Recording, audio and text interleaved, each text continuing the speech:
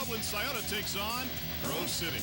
And good evening, everybody. Welcome to the high school football game of the week here on Sport TV. Randy Reinhardt alongside a soggy Jeff Logan as we get ready for the showdown between the Irish and the Greyhounds. And, Jeff, this is for bragging rights in the OCC Cardinal. Yeah, I think this ought to be a great football game, Randy. Anytime you get OCC teams together in Week 9 with something important on the line, you're going to get something special. And there's a lot of pride in both of these programs. Both of them, Randy, got off to rocky starts, as we know, but they're playing their best football right now, so this should be a classic. In fact, the Hounds are 1-3 in the first 4 contests this season. Well, we will have a wet dog along the sidelines tonight. I guarantee you that. He's the third member of our broadcast team, and he is Matt Waddell. Matt? Randy, thank you. It will be another wet one for the second time in 3 weeks, but as you guys were saying, exciting to have Week 9 football. Really means something for both these squads. Grove City, a very impressive last month, going from 1-3 to 5-3, and interested to see what Clark Crum can do, number 75, the big tackle from Dublin, Scioto. He's bound for Virginia Tech next year, so we'll be sure to be watching him tonight also. Back to you, Randy. Thank you, Matt. Stay dry if you can during this contest tonight. Let's talk about the Irish of Carl Johnson, year number 6 running this program. What a job he has done with this team, 2-0 in the OCC Cardinal. And one of the guys to watch for, it seems like there's always been a Rice on this team, and this is just another one. His name is Jason Rice. Yeah, I like Jason Rice. This is a special young man. I've known the family for a lot of years, and they believe he's their best football player without a doubt. Randy, he missed a game 2 weeks ago due to an ankle injury, but he comes back last week with 265 yards in the game against Pickerington Central. He's a great kid. He comes from a great family. And I'm going to tell you one of the things that makes him special this year. He's got a little brother on the team named Taylor. And when you've got a little brother looking up to you on that same football team, you've got to go out every night and play your best football. And this young man, Jason Rice, is doing just that. And they got by Pickerington Central in that contest where he rushed for 265 yards by a count of 43-7. Scott McIntyre running things for the Dogs, the Grove City Greyhounds. What a comeback this season. 1-3, a killer schedule to start the campaign, the likes of Piqua and Westerville South. But here they are now at 5-3, and maybe if they win out, a lock to make the playoffs and even a home team in Division I Region 3. And one of the guys to watch for the Hounds tonight is just a nubile. He's a sophomore. His name is fun to say. It's Elijah Smurthwaite. Elijah Smurthwaite, a great little football player, just a sophomore. We talked about the youth of a Taylor Rice on the other side of the ball. This is a young man that is the number 6 passer in Central Ohio. Randy, just as a sophomore, and you know I've talked about it all year. How in the devil do you run your football team with a kid that's not old enough to have a driver's license? Where you get somebody just like this young man who runs a great balanced attack. He's completing 58% of his passes. And when they do throw the ball, Randy, and it is a balanced attack, they're averaging over 14 yards on every reception. He's a pretty good football player. And remember last week, Kevin Jackson at Dublin Jerome was just a freshman, and he was their starting quarterback for the Hounds. They got by a squad from Olentangy last week at Olentangy by a count of 24-10. The rain will not dampen our spirits tonight. We are ready. We are pumped. Week number 9 of the high school football season just around the corner, coming up here on Sport TV. Stay tuned.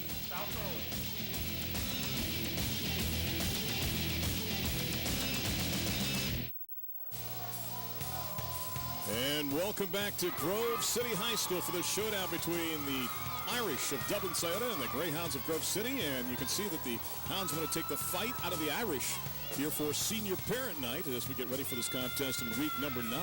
We talked about the fact that both of these teams struggled a little bit early on. For Scioto, they were 1-2 after their first 3 contests. They lost to Westerville South 48-17, beat Marysville 49-13, then lost to Kilbourne 35-28. But for Grove City, they actually lost 3 of their first 4. They lost to Piqua 27-14. They beat Kilbourne in overtime 21-20. Lost to Lancaster 7-3 and lost to Westerville South 49-27. Since then, though, they have won 4 contests in a row. Meanwhile, you look at the Irish of Dublin, Scioto, and they have gone on a tear, winning 5 straight. They are 6-0 when they hold their opponents to 17 points or less, and also 6-0 when they score 24 points or more. And we're just about ready for this contest. In fact, the clock is counted down to 0. And I should mention the clock has been set to 7:28, so I don't know which you want to go by here, Jeff, but the clock is down to 0, but the actual timepiece I have in my hand, which is official according to the networks I have to deal with, is 7:28, so we'll see what happens as we get ready for this contest. The officials are blowing a whistle like, guys, get out on the field right now or you're going to get a penalty. And right before we went on the air tonight, Grove City was barely coming out. There's our officials. Chuck Mitchell, your referee. Your umpire is Steve Robinson. The linesman is Aaron Shrine. Your line judge is Jeff Thomas, and your back judge is Edric Wright, and we are ready to start this contest. The Irish won the toss and will receive on your right as you look at part of the brain trust for the Greyhounds of Grove City. And there's Carl Johnson along the far side, year number 6 running the program for the Irish. What a job he has done. At the school, a mark of 49-18, a mere 39 years of age, 6-0. Last season, I think, when we saw him on Sport TV, but so far this year they're 6-2. And you look at back deep is Julius McCormick. He is a threat as he will go back in safety for the Irish. Kevin Mulvaney, whose brother Brian was the kicker here last year, will be booting it also back deep. You can see number 23, Jamel Scott. They make a nice 1-2 punch, not only on kickoff returns along with Taylor Rice, but also those two guys are starting slot backs as well for the Irish. Yeah, between the two of them, they barely break a buck and a half weight-wise, but these guys can fly around the field. Jamel Scott and Julius McCormick. Mulvaney with the boots, and we are underway, and that's in the end zone. That's a touchback. We'll have to bring it out to the 20-yard line, and that's the spot where the Irish will start their first drive of this contest. Offensive coordinator is by committee, according to Carl Johnson. And up front it is Crum, Guerrero, Stetler, Sharp, and Tanner. Crum, the aforementioned lineman that is going to Virginia Tech. Fowler, the quarterback, Rice, Scott, McCormick, Cannon, and Braun, the hands people, to start this contest for Dublin Scioto. They will have a wing T offense, sometimes some spread, run and shoot sometimes as well. They'd like to run 60% and throw 40%. They're actually more like a 75-25% mix. As Dane Fowler brings him up to the line of scrimmage. You see his vital stats, and he'll pitch it on the first play. It goes to Rice. Rice gets across the 25, picks up 6 yards on that first down play. It'll be 2nd and 4 from there. Defensively, Steve White calls the signals for the Hounds of Grove City. They've got a +5 in their takeaway giveaway with Hunley, Hoff, and Strasser up front. Benjamin, Rollins, Greek, and Clark, the linebackers. In the secondary, it is Johnston, Helton, Clark, and Swart. Mark it officially actually at the 27-yard line, so we'll call a gain of 7 on the play. It'll be 2nd down and 3 from there. See the vital stats on Fowler. Note that 9 touchdowns and but 1 pass picked off this season. From the 27, the near hash on the 2nd and 3. Misdirection, and they hand it off, and it goes to Scott. Scott across the 30. Jamel to midfield, all the way down near the 42-yard line before he's shoved out of bounds with 11:08 left to go, and that's the danger. Jeff, you get Scott or McCormick to the edge, and they can get there before anybody else. Well, good pull block by the interior line. It was Sammy Guerrero, the left guard, who makes the big hit at the point of attack, and then, as we mentioned, Jamel Scott, a little water bug that gets out there, and he makes things happen. Middle linebacker Landon Greek runs him down, leading tackler on the Dogs defense, but a big play for Scioto to open up the game. Gain of 32 on the play. 1st and 10 market officially at the 41. That man puts him in great field position, and I think Fowler wants a timeout. He saw something immediately he didn't like, so Fowler will burn a timeout. That is the first one taken by Dublin Scioto. If you're wondering, you get 3.5, and Carl Johnson will come on the field and talk to his quarterback. And Fowler, the maturization we've seen from him over the last 2 years is something special. Also, as a rusher, 79 carries for Dane for 259 yards. Problem, they only had 10 football players on the field after the long run by Jamel Scott, and good heads up by Dane Fowler. Jeff, is the weather a factor here tonight with the mist coming down? Well, I don't think it's a factor at the start of the game, Randy. I had a chance to go out and spend some time on the field beforehand, and you know, there are a few fields in Central Ohio that are in awful condition, but this is not one of them. They've done a wonderful job. They've got a natural irrigation system or an artificial irrigation system built in. Found out they watered the field a little bit on Sunday, and the field was actually very, very dry. So this rain that we've had in Central Ohio on Friday, probably welcome. We don't get much more than what we've had already, Randy. I don't think it's a big deal. 1st and 10 for the Irish from the Dogs' 41-yard line. Fowler looking for the quick pop. The pass is deflected, falls incomplete. The pressure on the play is the pass was intended for Brandon Cannon in coverage in the secondary by Nate Helton. We got a big hand up by the defensive end. This is Zach Clark, number 19.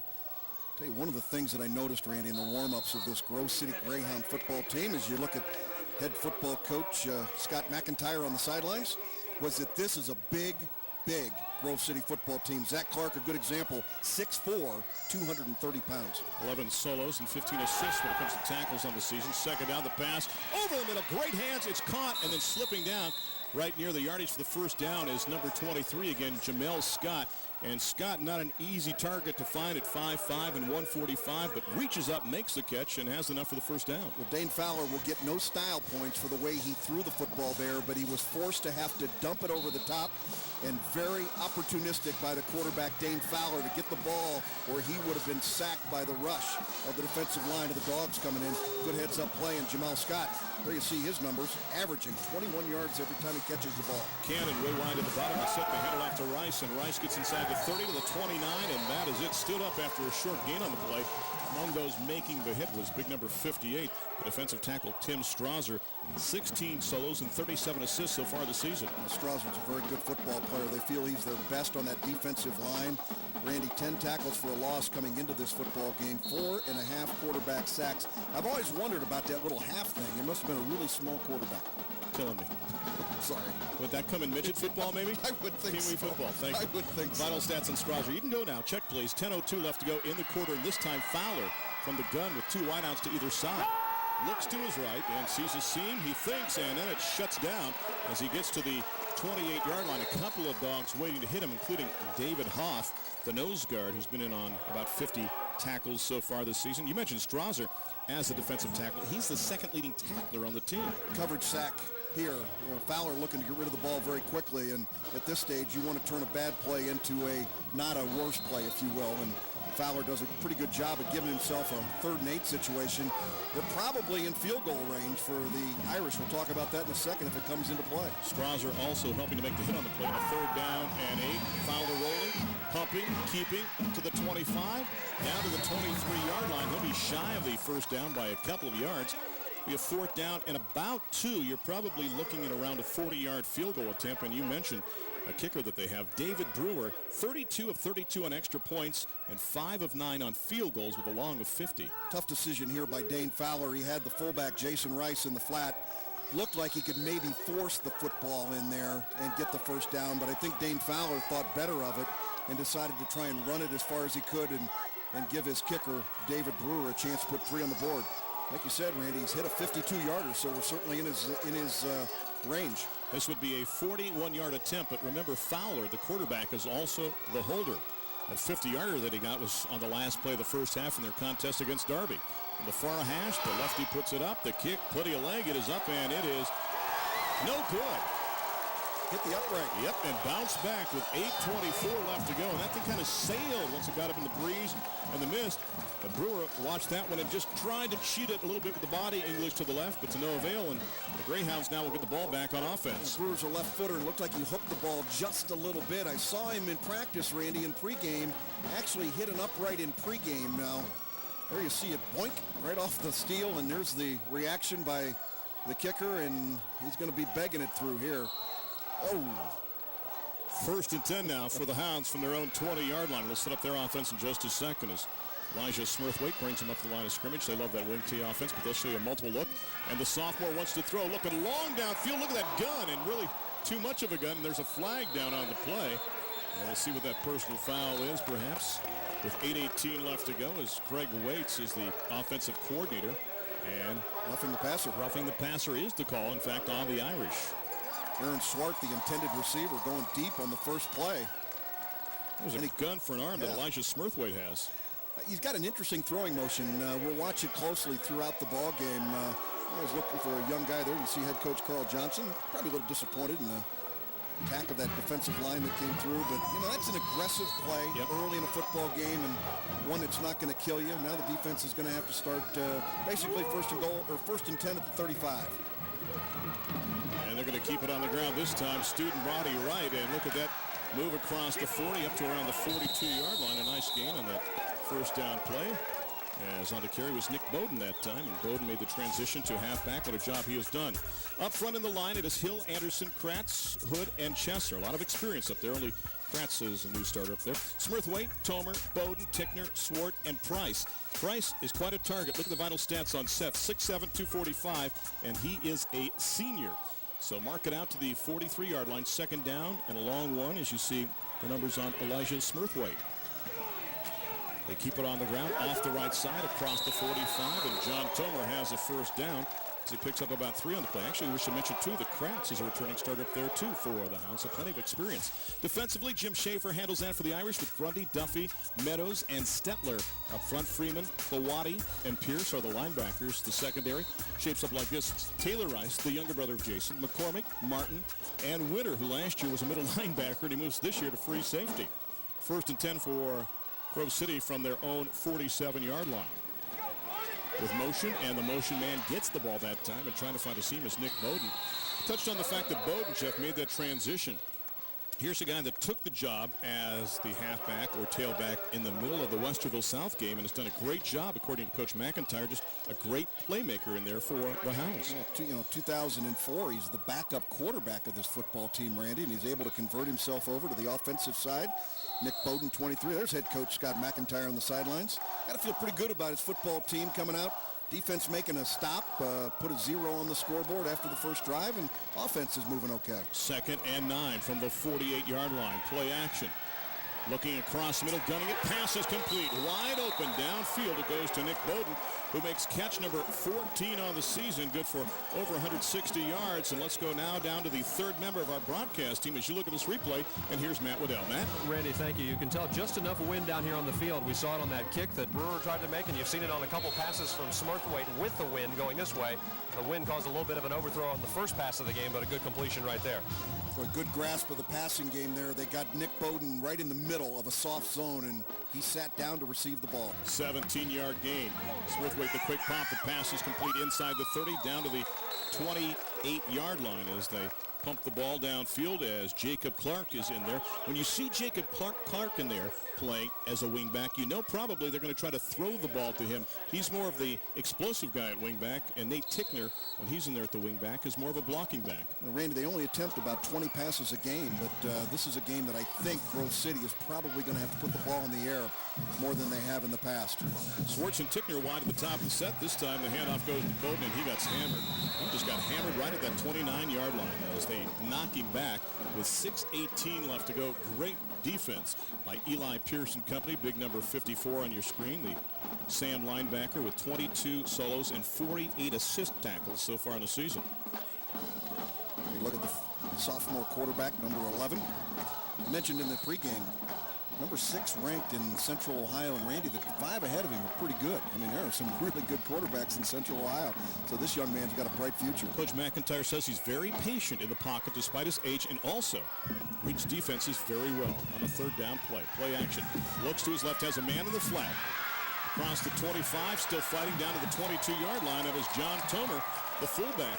And that's the one thing about Grove City. I think, Jeff, sometimes when you say they're starting to wing T, you think, all right, 3 yards in a cloud of dust. You look at the stats on John Tomer on the ground so far this season. That is not the scenario. That is catch number 4 now for John Tomer. This is a big-time throw by the sophomore because this is a touch pass that he's got to drop over the top of the line as they're coming through. And then when Tomer takes over the ball, Randy, this kid's got nothing to grab. There's nothing to hold on to. He's a little bowling ballish. There's just nothing to put your hands on. 1st and 10 from the 21. They keep it on the ground and turning the corner inside the 20. Bowden down to the 13-yard line. And I tell you what, he was whipped to the turf by Eli Pierce, who said, I've had enough of this run. Nick Bowden, a quick guy, not overly fast, and trying to beat him to the corner probably would have been better served just to get as much as he possibly could by not stopping and trying to cut back. And you see his numbers, 78 carries. He's averaging 6 yards a try. At this stage, you got to give up on trying to cut it back on a wet turf. Go ahead and finish the play out of bounds. Running him down is, again, Eli Pierce, the linebacker. 2nd and 1. It is Tomer time, and he gets it down to the 11-yard line near the sticks, and I think John may have the first down with 4:46 left to go as Carl Johnson looks on. A very impressive drive by Grove City early in this contest. Dublin's defense, the Irish have been playing exceptionally well in the last 5 games. Randy, they gave up almost 500 yards of total offense and 7 touchdowns in their first game of the season against Westerville South. In the last 5 games, they've only given up an average of 88 rushing yards per game, so that is pretty spectacular. Swart and Tickner wide at the top of the set. They'll throw a fade pattern here, Dave. Nope, they're going to keep it on the ground with Bowden.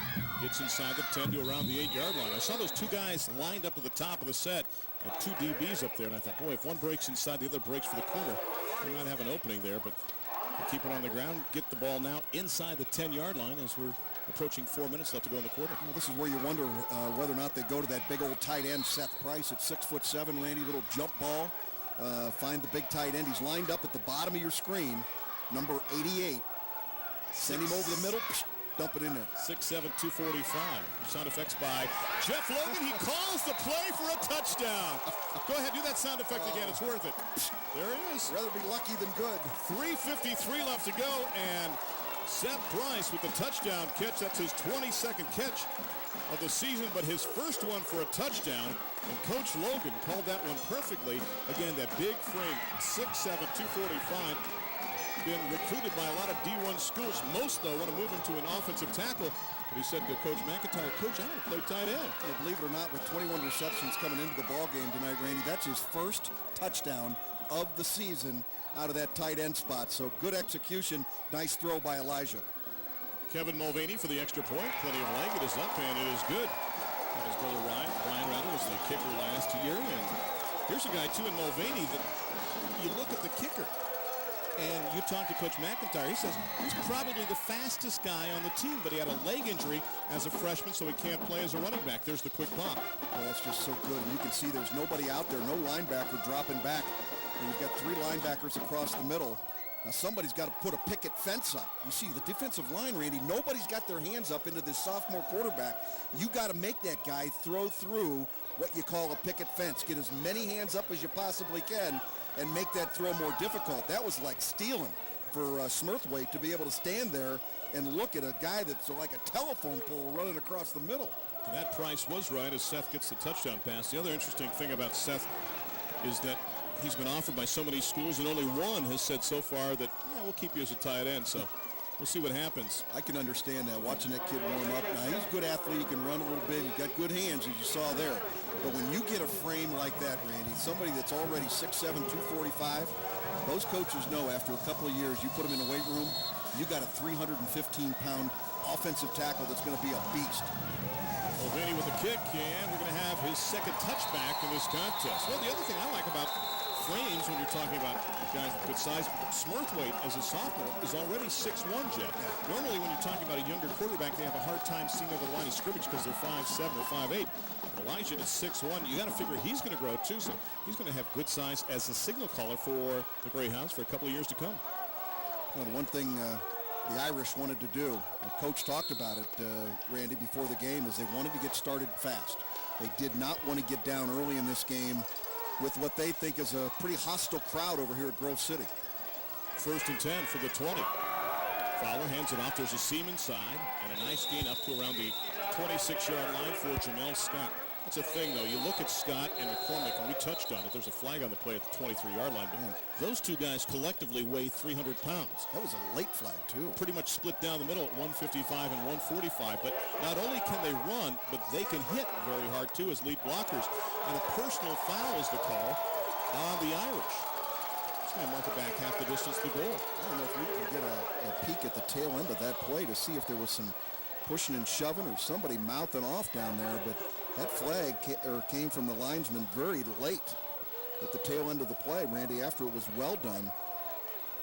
Well, for Scioto, they're a team that only averages 48.4 yards in penalties per contest, and already 2 majors on the Irish in this contest. This one will back them up inside the 15-yard line to around the 13.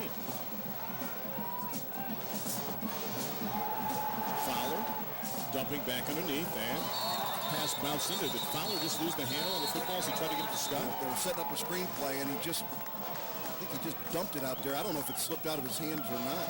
Watch here. Looking screenplay coming this way. Yeah, it did. Fell right out of his hands like he didn't want to throw it. Let's go down to the sidelines of Matt Waddell. Matt?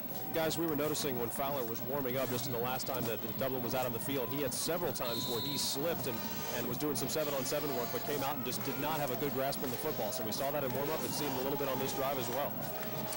Matt Waddell, though, with a very good grasp on what's going on along the sidelines. 3:28 left to go, and they keep it on the ground, and they have Rice marked down at the 15-yard line. Should have been called down. Looks like his knee went down on the play, and in fact, that's what they did call. So now it's going to be a punting situation with 3:11 left to go here in the first quarter. As the crowd came ready for the elements here tonight, they've got the rain gear ready to go. Jeff, take a look one more time at ground level. Watch again. You're going to see the knee go down on the ground right there. So whistle comes and plays over. And Scioto's got their backs up against the wall to punt. Punting situation now for Brewer, and it bounces at the 47, and it is down right there. And Grove City will have a short field to deal with 2:46 left to go in the quarter, already up by a count of 7-0. Outstanding field position for the Grove City Dogs to be able to start this play. There you see the young quarterback heading in. Lead the charges. Whoop. Elijah Smurthwaite, 6'1", 160. And a sophomore, but what a job he's done against Westerville South.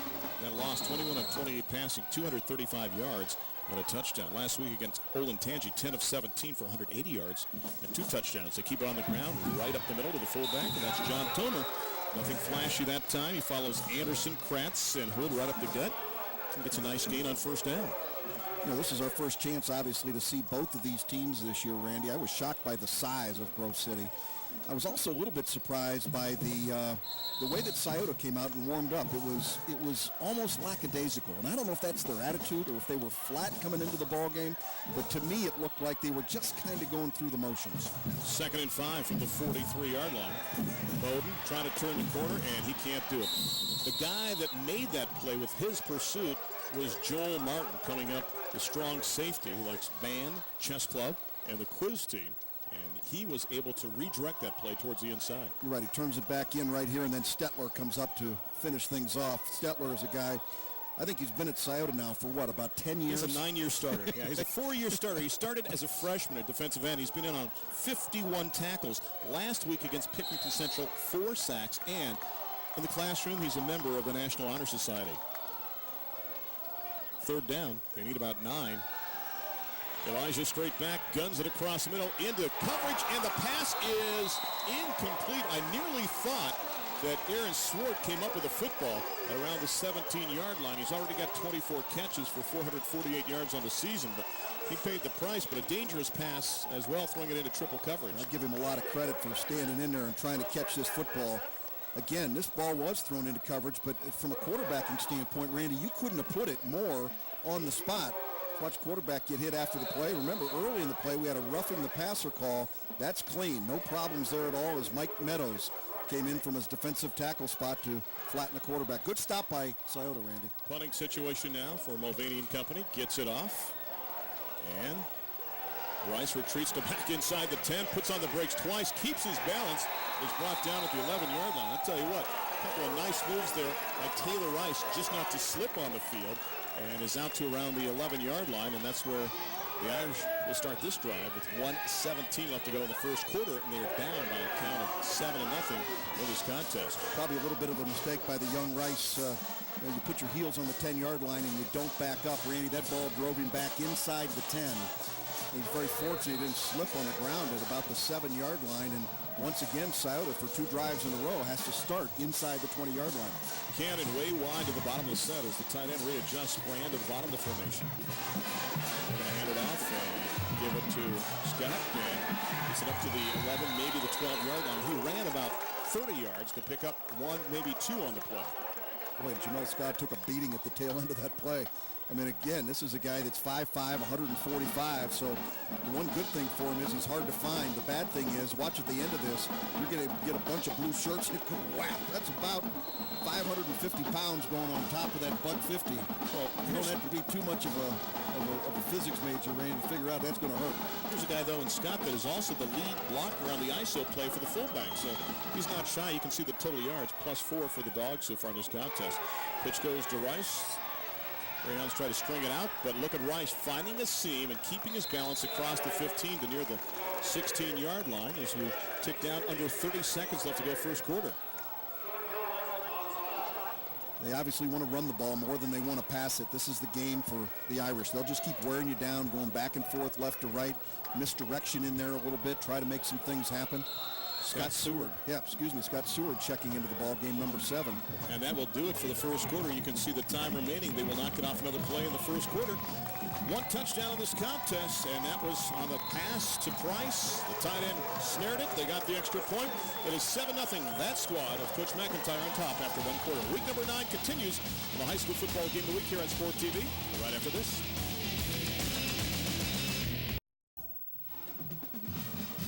Welcome back to Grove City on a misty night. Week number 9 of the high school football season as the Greyhounds lead the Irish 7-0.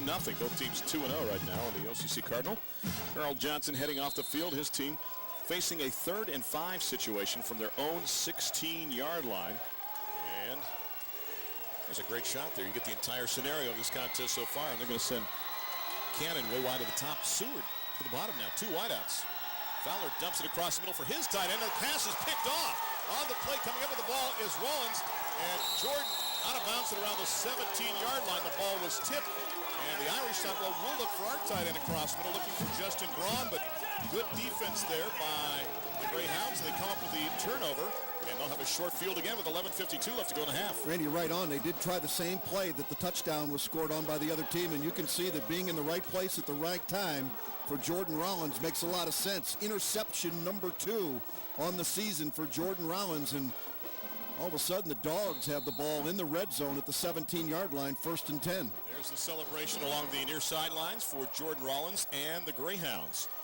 8 seconds into the second quarter, looking for more.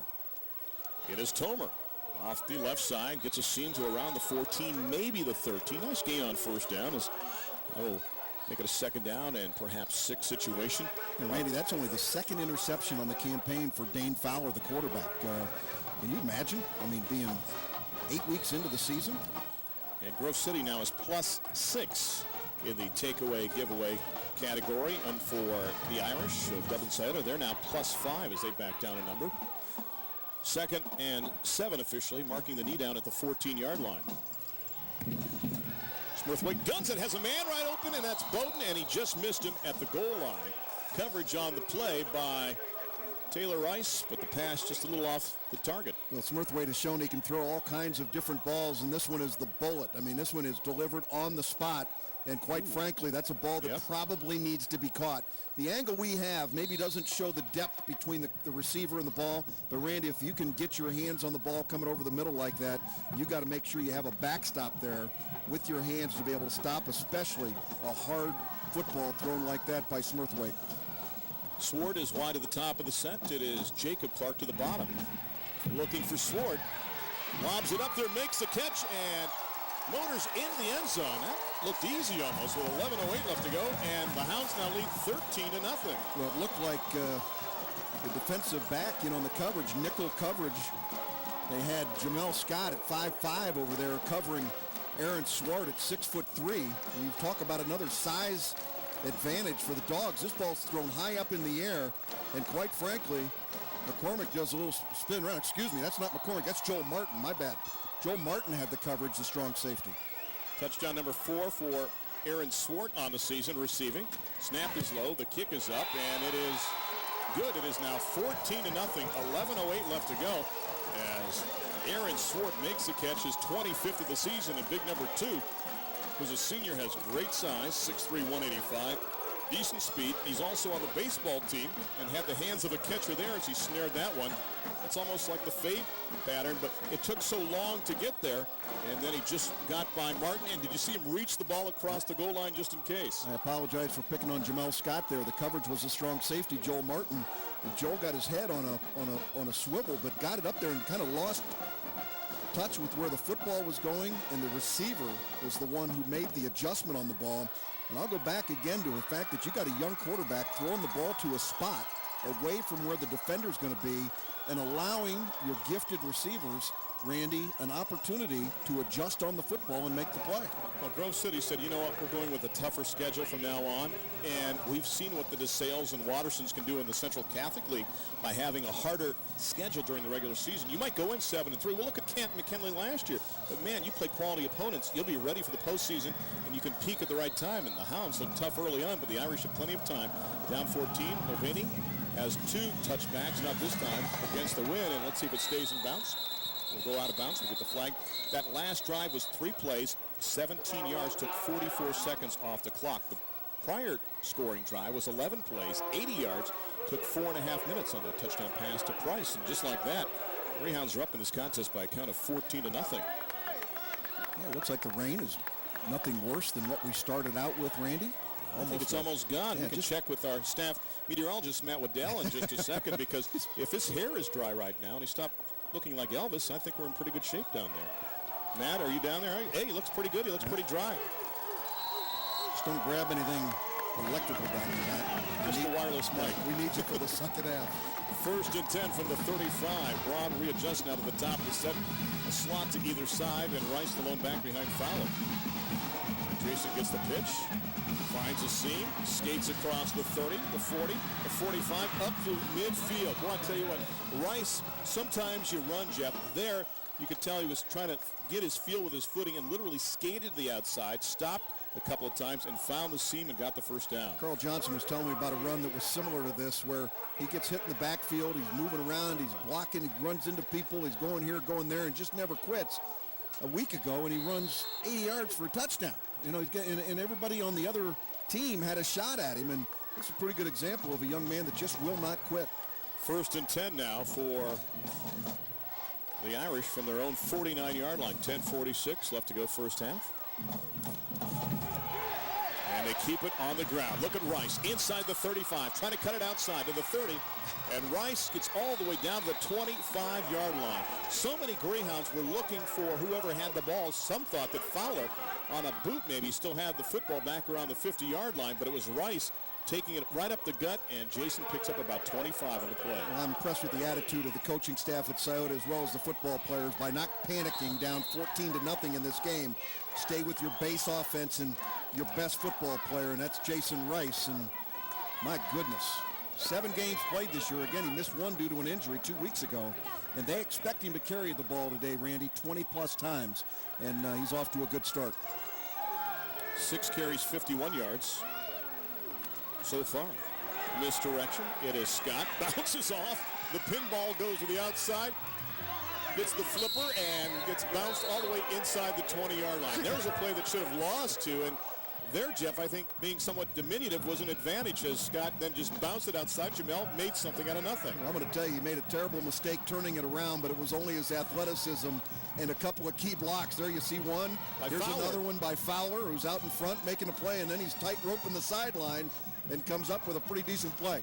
99 times out of 100, Randy, when you stop and turn and go the other way, it stinks. He got very lucky that time, but he's very athletic as well. I've seen the way they draw this up, Jeff. It's got a little wiggle this way and then a huge waggle that way. And any sound effects in there? Yes.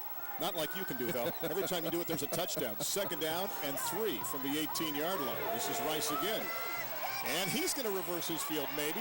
He saw Scott do it, but it didn't work that time for Rice as he thought about taking it to the left side, then put on the brakes, but there was nothing there to the right side. And great pursuit there as Eric Benjamin, one of the outside linebackers, stayed at home. Scioto's spoiled by playing on that field turf at their home stadium. They're not used to slipping and sliding around like this, but you know, that's a mistake by the senior now by turning that play and he gave up on it too soon. Right here he's decided, nope, I'm going the other way, and you just can't do it. And here's a guy that's made plays like this, maybe on a field that's dry, Randy, where you can change quickly. But Eric Benjamin was just waiting for him there. 3rd down and closer to 4. Rice finds the opening inside the 15-yard line, down inside the 12, and Jason Rice has the first down for the Irish. Good, solid football. This is just, you know, line up. We're going to take our best against your best, and we're going to see if we can get ourselves back into this football game. No panic by the Scioto football team, able to get the big first down. So it is a 1st and 10 inside the 12-yard line for Carl Johnson and company. 9:13 left to go first half. We apologize if some of you had some audio difficulties. We ask you to please stand by, working on those. Sometimes wet nights will do that to you. They hand it off to Rice, who keeps it inside, and that was Rugby close to the 11-yard line, a short gain on the play. Speaking of Rugby, how about the performance last week by Dublin Jerome? We go in there and they say we're running the double tight with a double wing. And you go, okay, they're going to keep it tight inside. But you had no idea you had 9 guys that tight. And the fullback was actually ahead of the quarterback. Lined up right up against the quarterback. It was unbelievable. And You know, I give them a lot of credit because they've taken obviously a young football team, very inexperienced, only their second year of existence at Jerome High School, and they've put themselves in a position to be able to get in the playoffs. And Grove City defensively takes a timeout, so Steve White will talk to his defense. Now, Grove City is a team that switched to the 5-2 slant this year. They felt it fit their personnel better. They have a rather small, quick, undersized defensive line, although 5'9" maybe is short, but we got a guy that's 6'2", another guy that's 5'11", and they all weigh at least 230 pounds, so it's not my category of small, but for Grove City, they've made the adjustment, and they're doing a great job. We would love to hear from you. We have a little internet location we'd like you to go to. It's aroundrr.com/sporttv. There's a little survey there. If you take that, it's a short survey. We will send you a mini foam football courtesy of ESPN. We just want to hear from you. Want to know what you like on Sport TV. Do you like high school football? Do you like Clippers baseball action? What would you like to see? It's all about you. We need your feedback. In this day of the internet, we figured this was the best way to do it. Plus, in the old days when we started this 22 years ago, we used to get letters all the time. Well, quite honestly now, no one sends letters. They send emails. So there's a way to get on the net and let us know what you think. And it's been a lot like you, Jeff. I'll tell you what, those guys are nuts. It's a little too cool for that tonight. Second down and 9 from just inside the 11-yard line. Fowler rolling. Wants to throw and gets away at the 19-yard line twice. Guns it to the back of the end zone, and it's caught for a touchdown. Oh, what a play. Brandon Cannon shoots out of there between 3 defenders, and Cannon makes the catch for the touchdown. Just like that other play with Scott on the run, just the way you draw it up. Fowler gets away twice and finds Cannon for the touchdown. That's his second touchdown receiving this year, and now it's 14-6. You throw late over the middle like that, Randy, most times it's going to get picked off, and I think the guy that was as surprised as anybody was Brandon Cannon. He didn't know he was in the end zone. Had no idea he was in the end zone when he caught the football, but the one thing he did well, Brandon Cannon, he came back to his quarterback who was in trouble. So many times receivers run away. They run deep. He came right back to the quarterback, and my goodness, Dane Fowler staying alive. I mean, that's the old Bee Gees stuff, right? They look like they're ice skating at times, like the hockey game from Nationwide or from Value City has moved here instead of for the Blue Jackets against San Jose or maybe Ohio State against BG. And good job by Fowler to skate away from the pressure and gun it across the middle, and Cannon was there. Brewer for the extra point. Plenty of leg. The kick is up. It is a 14-7 contest with 8:23 left to go. And Jeff, how big is that drive? Well, it's huge, Randy. You get down 14-0 in the ball game, and you'd think some coaches might push the panic button. What here? They're very lucky that the official didn't call him down there, the in the grass stuff, but look at the strength. Right into 3 dogs. And look, he goes, "You've got to be kidding. I'm where? That's hands are up. I'm in the end zone?" Watch the pressure again. Eric Benjamin. He's a pretty good football player. It's got him by the leg, and he just Fowler decides, I'm not going to give up, and he stands in there. Benjamin comes back for seconds. And at this point, it's late, and watch here. Benjamin's like, "You've got to be kidding me." And there is one surprised young man over there, Brandon Cannon. How about that?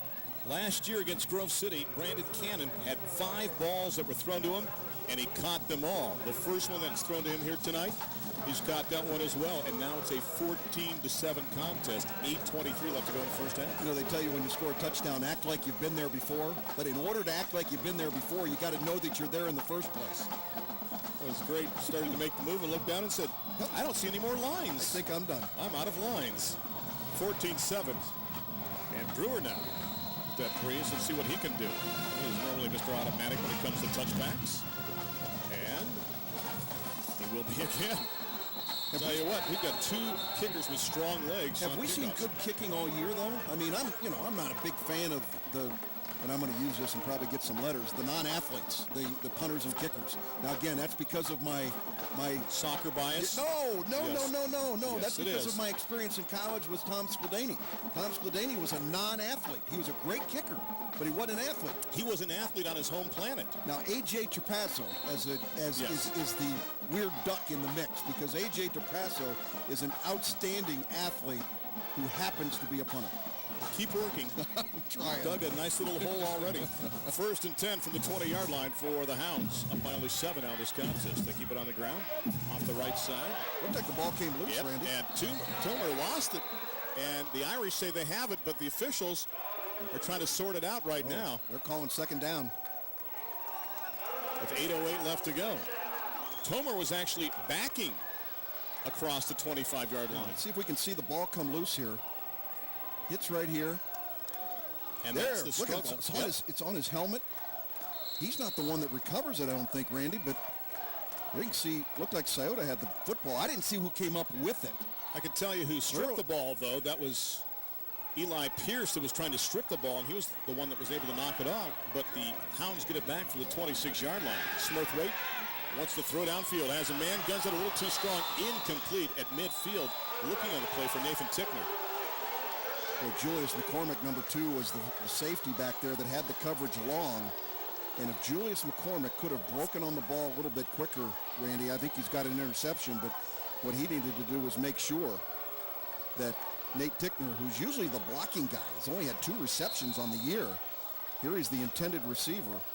Ball's pretty well thrown, but if you break on the ball a little bit quicker, Julius, you got yourself a pick.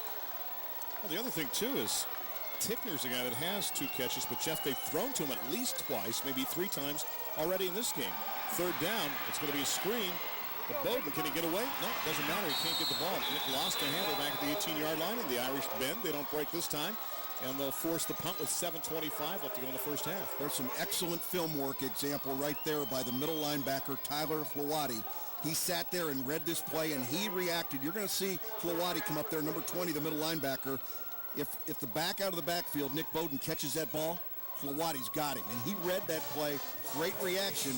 That means he's been in the film room watching tape on these guys, saw the tendency, reacted very quickly. Tyler played fullback and backed up at linebacker last season for the Irish. This time exclusively the middle linebacker in the 2005 campaign. There's the kick by Mulvaney, a nice boomy kick, and Rice lost the handle at the 43 and falls on it back at the 37-yard line. That time right through the wickets of Taylor Rice, but was able to hunt it back down with 7:16 left to go, and the Irish will get the football back. And my, how momentum has changed here in this first half. Well, the younger Rice, the greatest thing about sophomores, Randy, is they become juniors. You're going to make some mistakes, and 2 mistakes in the kicking game. This one probably a little bit more major than the one catching the ball short of the 10-yard line. Let's go down to the sidelines right now, and Matt Waddell. Matt? Guys, as you can see, not much rain coming down, maybe a sprinkle or 2, but there is enough moisture certainly on the ball no matter how much you're drying it off. We're seeing the receivers having a hard time hanging on to it, and certainly the kickers as well. 1st and 10, mark it officially at the 38-yard line. Right up the middle, and they'll get the ball to maybe the 40-yard line as they had to fight for the yardage they could find inside that time. Our Matt Waddell was not making an excuse for that young man dropping the football there, was he? As Rice is on the carry, no, he is not. I noticed his hair still looked dry along the sidelines as well, too. But no, I know how you are with the punt returners, how you feel. And how about Olentangy Liberty? They go with 3 guys back deep now, just so the ball doesn't hit the turf, just to make you happy, I think. Yeah, I like it like they would coach for me. Steve Hale will do anything for them. I'll tell you what, hats off to Liberty, too. We saw them suffer their first loss last week, but the Patriots are loaded, and Kyle Endicott, what a player he is for Liberty. On 2nd down, Fowler runs out of options. He's got a seam there if he could run across the 40, the 45-yard line. Well, you can see that wall just develop as he had the blocker sealing the outside if he went to his left, and Dane saw that, picked up some nice yardage. Grove City in a cover 3 where they've got 3 safeties dropping back, splitting thirds of the field, and then they had the linebackers dropping back. They had 8 guys in coverage, and Scioto was trying to run an under route where, you hope nobody's dropping back, but that time there was nobody. Perfect defense against the play that was called by Dublin Scioto, and Dane Fowler turns it into a decent play. Key pickup here on 3rd down. They need 2. Cannon is wide at the top, a slot to either side. Pitch goes to Rice, nothing fancy here, puts down his head and tries to burrow his way across the 48. And from this vantage point, it looks like he got it before he's knocked all the way back to the 45. But did you see the effort and the legs that were churning that time on Jason Rice? I mean, he would not be denied. Randy, he was stopped at about the 46-yard line and knew that he had to get going. Now watch again. Don't waste too much time getting this ball up inside, and the legs are churning. There's where he was stopped first, Randy, and look at the effort by this young man. Count the number of dogs. Looked like 5 of them in there, all hanging on to number 25, and Jason Rice, he's the kind of guy, though, Randy, gets stronger as the game goes on. The more carries he gets, the better football player he becomes. Were you that kind of running back? I wanted it every play. I was a hog about getting the ball, but I felt like I got better. the more times I got a chance to carry it. On the first down play, this is Scott. Jamel puts his head down and gets lost in the sea inside the 41-yard line, and Jamel may have 10 more for another first down. With 5:50 left to go, he put his head down. When he got behind the offensive lineman, he was already about half their size. He was just lost in there in a rugby scrum along the far side of the field. You know, that's like hooking up your trailer on the back of an 18-wheeler and saying, drag me with you. Now watch here. You got Jamel Scott coming on that little wingback reverse. He gets up inside. Now he's got that big old offensive line. Good lead block in there by Josh Sharp, the right guard who had pulled out around and led the way. Josh Sharp was the 18-wheeler on that play, as the gain is actually 9, so it's second down and less than 1. They mark his knee down at the 42-yard line in Grove City territory. Grove City was going to come on the blitz, and we had motion already in the offensive line, too. We'll see if we had encroachment or if we had a false start, and we had a false start on the offense, according to our referee, Chuck Minter. The right tackle, Noah Tanner, jumped just a touch before they were ready to run the play, and that takes you out of a really good down. 2nd and 1, Randy, is a fabulous down for offensive coordinators. You know, obviously you got every running play in the book that you want to use, but the defense has to be honest about the idea of a play action, throw the ball deep. So that's why long runs occur a lot of time on 2nd and 1, because they're afraid of the ball being thrown deep. 2nd and 7, everybody's got those. There's the sound effect again. Something's going to happen. This time it's a short game, though. They'll get the ball inside the 45-yard line. The ball came free at the end of the play after Rice got inside the 45, but it was whistled down with 4:45 left to go. You look at the size, too, at the tackles. Clark Crump, 6'7", 275. The other tackle on the right side, Noah Tanner, who you mentioned before, 6'4", 275. So the bookends, the tackles on the outside of both sides of that line go 275 pounds. How about the gang tackling by that Grove City defense? They got some blue helmets and shirts run around. We got a timeout on the field, Randy. Officials look like an equipment repair being made by the Greyhounds to one of their own players on one of the helmets there. At around the 43-yard line, as you look inside the huddle, you know it's starting to get a little cooler when you can see the breath as it's blown out by the dogs there. You can see a little mist at times in the air, too. I look up to the lights, and relatively dry right now, unlike what we have for the Open in the first 10 minutes of this contest. 2 wide to the bottom now. 1 wide out to the top. Fowler from a gun on his 3rd down play. Needs 3 yards. Quarterback draw. Has the first down and more. Down to the 30. Fowler the 20. Dane scoots out of bounds inside the 17. I thought he might kind of put a stop move on and then head inside. But he did a Dorsett, said, I've got enough right now. I'll live to fight another day. Well, as your quarterback, you got to make that happen. The other thing is he ran out of his shoe. There you go, 27 yards on that gain. The backup quarterback is Jason Rice. So if he can't play because of the equipment issue, but look at Dane Fowler. Man, this kid's got some moves. He's out there. He's running like a running back. And there's the flat tire at the end of the play. Yep. They're trying to get that shoe on him because they do not want to have to go. And officials are not going to give you a timeout, I don't think, for a shoe replacement, but they are certainly giving him some opportunities over there. And the Grove City coaches are probably not thrilled with it. They've gone ahead and started the play clock. But not until the end of the play. Now, 3:55 left to go. I thought he stepped out of bounds. Why are we winding the clock? That's a good question. That is a good question. I don't understand that one, but we'll hopefully get an explanation later on. Here comes McCormick back around the other way, inside the 20, the 15, the 10. There's a flag down, and he's going to break the plane and lose the handle as Julius crosses the goal line, but there's a flag down back at the 14-yard line with 3:37 left to go, and where that was tossed, you got to think it's coming back. It should be holding against Dublin Scioto. It looks like 3 major penalties now here in the first half that have really affected this football team. There's the holding call going against the defense. It looked like it happened out on the perimeter. Maybe a wide receiver blocking downfield that got tangled up in a blue jersey. And when you're out there on an island blocking a defensive back, anytime you start tugging on that shirt, Randy, everybody in the house knows it. Let's see if we can see here. Good execution. Julius McCormick comes along. They got great blocking here. And not sure I saw any holding at that point. They threw it in the area where Brandon Cannon was. There was also another Irish out there in the middle. Interesting on that play, I noticed defensively that Seth Price was out there for the Greyhounds. He checks out now, and Jay Hunley checks back in at defensive end, so mark the ball all the way back to just past the 23-yard line. 3:37 left to go. Need more than 15. They're going to dump it in the flat, and the pass is incomplete for Rice. Back around the 28-yard line. That was a forward pass. It looks like Dane Fowler's really struggling throwing the football on the soft touch, the flat pass out there. Almost like he can't get a really good grip.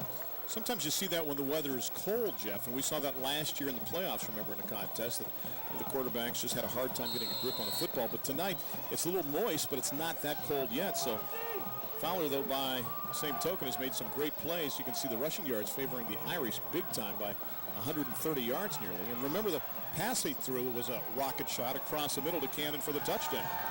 By the way, is way wide. He's 3 time zones wide at the top of this formation. The other 10 down here.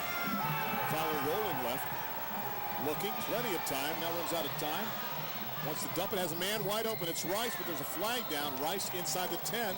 But there's another flag down. This one is resting at the 19-yard line with 3:22 left to go. I think we're going to get an ineligible receiver downfield. Dane Fowler took so long to decide whether or not he was going to throw the ball or run the ball. One of the linemen gave up, and Randy, that is the call, ineligible receiver. With 3:22 left to go, and we mentioned the number of penalties that you normally see for the Irish. Already they've exceeded their yardage total per contest, and we still have 3:22 left to go in the first half. Randy, this is so hard for an offensive lineman. You have no idea. You got to be extremely careful. You know, you can't cross the line of scrimmage, and it looked like Sammy Guerrero, the left guard who was out there doing a great job in pass protection with Clark Crum, just used his best guess, his best judgment that the quarterback was going to tuck it and run, and that's an unfortunate situation for that young man. 5 penalties tonight, nothing for the Greyhounds. Move it back to the 28-yard line. I was thinking it should be 3rd down. It should have been loss of down. They need about 20 for the first down with 3:10 left to go in the half, down by a touchdown. Fowler wants to throw again. It's a screen. Near side. McCormick lost the ball, has to come back to it, has some help though. One of his big blocking buddies there back at the 26-yard line. Now that's a play that really can hurt an aggressive defense, but they just never got the momentum going here. And Julius McCormick makes some people miss at the beginning, and then, ball comes loose, lost the package, and had to turn around and pick it up. Now, again, Randy, they're signaling 3rd down. Not so sure if the Irish didn't get away with something there, right? With the ball back at the 26-yard line. Now the situation is this. Remember, you've got a guy like Brewer with a great leg. You don't want to lose any more yardage. Right now you're looking at a 43-yarder, so they're going to try to gain something here and at least see if they can get 3 out of this. They'd have the win as well on this kick if they would attempt it. Fowler rolling with the pocket to the left, good tuck, finds a seam across the 20. Working his way down to the 15, to the 10, trying to get the first down. Sidesteps 2 more defenders and dives in. Does he break the plane? Yes, touchdown. Dane Fowler takes it all the way in. Forget about the field goal. They have a chance to tie it with 2:04 left in the first half. Oh, what a spectacular run by Dane Fowler, who just flat decided, I'm going to get in the end zone. You're not going to stop me. And he went up against some pretty good defensive football players and just had great resolve there, Randy. That is spectacular. Watch again. Moving the pocket to the left. And what they want to do is they want to keep him out of the mad rush to try and throw. We'll go ahead and catch the extra point here first. From Brewer, a chance to knock this contest at 14 apiece. They have learned how to skate on the ice, so to speak. Even though they have that artificial surface, they've made a good adjustment here of stopping and starting. There's a kick by Brewer. It's a brand new game at 14. But, Jeff, I think 3 times on that play. He stopped, started, and kept doing that. It's almost like the old electronic football game that you had at home with the little players. Watch it. Again, it's a little slippery out here. There's 2 or 3 occasions where you look like he's going to go down. You know, he got pressure there, and now you look like, yeah, this is going to be it right here for sure. Now, you talk about hanging on the sidelines. We're going to lose a little bit of where the sideline is, and a good block downfield by Julius McCormick. What a good effort. Ground camera, going to watch right here from the sideline, looking right into the eyes of the quarterback. So, all right, you're a linebacker, you're a defensive back. Your job to bring him down. What do you think? Coming right at you. Now, watch how closely he gets to the sideline. He's able to work, just let somebody pass, and I'll tell you what, he made it look pretty good. And the new way to go in the end zone, obviously, Randy, is to dive as such. It's big on Sports Center, so it's big here on Friday nights. I call that geometry football. You're learning how to break that plane and also be on the highlight reel at the same time. So what was a 14-0 contest, it seemed like moments ago, is a brand new game after that 9-play, 62-yard drive that took 5:12 off the clock. Fowler officially from 25 yards out for the touchdown. to knot this contest at 14 apiece, and we'll have a touchback, and we'll bring it back out to the 20-yard line. Now, the onus is on Grove City to do something here in the last 2 minutes of the first half. Otherwise, you take a look at the Irish. They have 2 timeouts left. They might try to stop the clock and go for another drive here late in the first half. And you talk about ebb and flow in a contest. I think it's changed probably about 4 times already here in this first half. You go out 14-0 on a team in your own stadium, Randy. You expect the momentum to certainly work in your favor. I think the poise and the confidence of the Irish showed. They just never doubted themselves. Smurthwaite on the slant, has his man across the 25, out to the 27-yard line perhaps before Aaron Swart is whipped down on the field. By the way, I was just checking. You were asking earlier about an eligible receiver downfield. It is a 5-yard penalty. Legal touching has a loss of down, as does intentional grounding, but Gotcha. not the situation where you have somebody downfield inelibly. And take a look at that too. Whipped down. I'm telling you right now, I think Pierce took a course on whipping down a player because he's done that about 3 times. And when he tackles you, you go down. Keep it on the ground. They're trying to break the plane of the 30-yard line. Speaking of geometry, to get another first down. And we'll see if they did that with 1:20 left to go here in the first half. Well, this is where you would probably think about a timeout if you wanted to, if you're Scioto, but they're going to let the clock run at $1:15. Tomer on the carry. And Tomer is a guy that at 5'9", 205, averaging nearly 5 yards a try. Randy, there's not a whole lot of room in there, is there? Brad Stetler had no choice. He had to make the tackle if he didn't want to be walked on. The defensive end was at the bottom of the pile, reached up and got a leg. 3rd down and 1. Big play here in the last minute of the first half. They keep it on the ground, and they're going to break the plane and get it up across the 32. Now the question is, if you're Grove City, do you feel you have enough field to go ahead and burn a timeout? And the answer is yes, because as I asked the question, Coach McIntyre will take timeout number 2 with 50.9 on the clock. Well, I guess if you get the first down, you want to give your team at least a chance to be able to have 2 or 3 more downs here and see if you can make something happen. Again, the field goals become an important part of the game. You know, Kevin Mulvaney, the kicker for Grove City, done a pretty decent job all year, and he's practicing. Let's see if he's practicing punts or field goals. Could be a drop kick for a field goal, perhaps.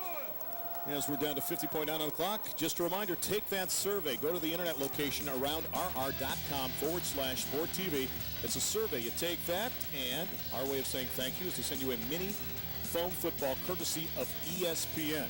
All right, we just want to know what you like about Sport TV and what you don't like. If you have questions, comments, we would love to hear from you. And there's an instantaneous way for you to do it. We don't have to wait for the mail to come 3 days later.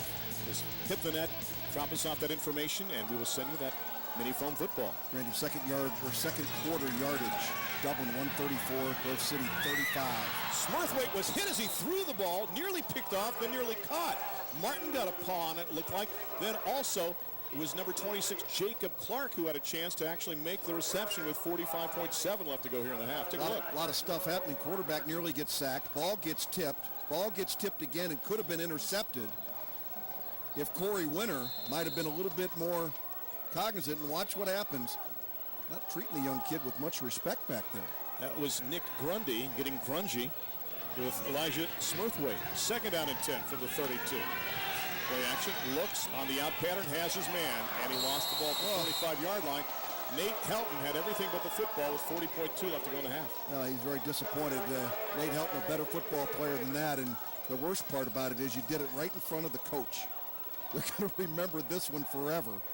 Elijah Smurthwaite could not have thrown a better football, but he got his eyes off, and let's watch the reaction. There's the frustration. A little disappointing. Again, Smurthwaite's passing, Randy, he gets his arm way up high. We've seen quarterbacks that throw 3/4 or even some sidearm. This is a kid at 6'1", because he throws the ball so high, he actually plays taller than his 6'1" capacity. 3rd down and 10 now. Pressure on, guns it across the middle, has his man, and it is completed midfield. On the reception is Nick Bowden. The other thing, too, that you like about Smurthwaite, Jeff, on that prior play, he threw it to the location, not to the receiver. I mean, so many sophomores, as a quarterback, will try to throw the ball to a person instead of a location. And look at that recovery by Bowden before he got hit by Rice on the play. Well, an excellent job of holding on to the football, because Taylor Rice came up from his cornerback spot and put his hat on the ball as soon as it got there. Watch here. Man, he just doesn't have it, and he's able to pull it again. Watch the quarterback. again, he's been getting pressure all night, and he's going to get taken down again. I promise you, he has no clue at this stage whether or not that ball's been caught, dropped, or intercepted. Tommy Duffy with the pressure, and Bowden holding on for dear life and getting the reception out to the 49-yard line in Irish territory.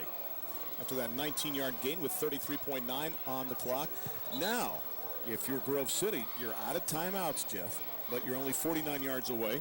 Mulvaney on the season, 2 of 4 on field goals. They feel his range is up to 42 yards, which would have the ball right around the 25-yard line. But his long on the season so far is 22 yards. Well, obviously, sideline's going to help you. Getting a first down is going to stop the clock temporarily as they move the chains. And they want to get themselves, obviously, a touchdown, but field goal range would be a bonus. Swart and Clark wide to the top. He looks that way, and the pass is nearly picked off. Looking for Swart at the 30-yard line. That was a nice little move there. A little limbo by Corey Winter, who thought he should have had the football. I think Corey's got some flexibility. Again, this ball, I love, again, the throwing motion of the quarterback, and this is one that probably could have been picked off. Big old tight end running a deep pattern there we saw on the screen and trying to go to his receiver, Aaron Swart. 29 seconds left in the half this time. Backs from an eye, 2 wide to the bottom of the set. Elijah straight back, guns the out pattern, and it's Helton, and this time he's got the ball at the 37-yard line.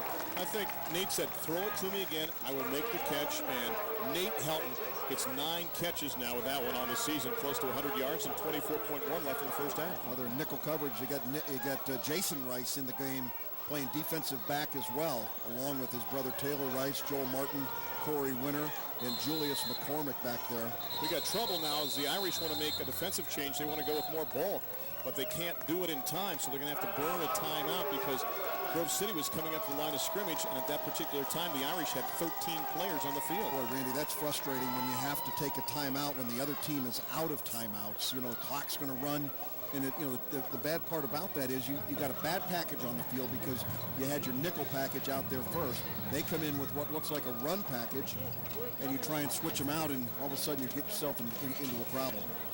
Coach Johnson looks on. Remember, Carl was the head coach for the South team in the North-South All-Star game that Jeff on this past summer for Fox Sports, and that was a fun experience at Cruz Stadium to see Coach Johnson coach the South, and Brian Cross, the former head coach here at Grove City, now at Camp McKinley, who's the head coach for the North. Let's go down to the sidelines right now, and Matt Waddell, man. As if it's Mulvaney to kick a field goal. He's just 2 for 4 on the season with a long of 22. So with only 24 seconds, they've got some yards to traverse here if they want to get in a range that he's made one from this year. Was Matt playing the xylophone when he did that report? I was going to say, speaking of an arrangement. Either that or Lionel Hampton just did that report. 8 completions to 6 different receivers now for Smurthwaite. Goes straight back to throw on this first down play. Pressure's on, and he's going to go down, and that may do it for the half. Grove City can't get up in a hurry. Coach McIntyre is saying, hurry up, down the ball. 15 seconds left to go. Get back to the line of scrimmage, guys. At least take one more shot here if we can down it in a hurry. Brad Stetler putting the pressure on the quarterback. And it's down by Smurthwaite. And a late hit on the play, too, nearly. As coming through there and going for the ankle is Sammy Guerrero, who's getting some time in the defensive line. And that'll set up a third down situation now with 5.5 left to go in the first half. Good crowd for Grove City on this home game for them. Dublin Scioto didn't travel as well, I don't think, tonight with the bad weather. Perhaps they'll watch the game on Sport TV instead. Those Dublin people are soft. Having been from living in Dublin myself, I speak from... You're hard as nails still, I'll tell you that. I don't know. Even though you've hit the age of 30, you're still tough. Third down. If I wouldn't be sitting at home myself. And nearly 14. Smurthwaite putting it up for grabs, and it's going to be picked off if they stay in bounds.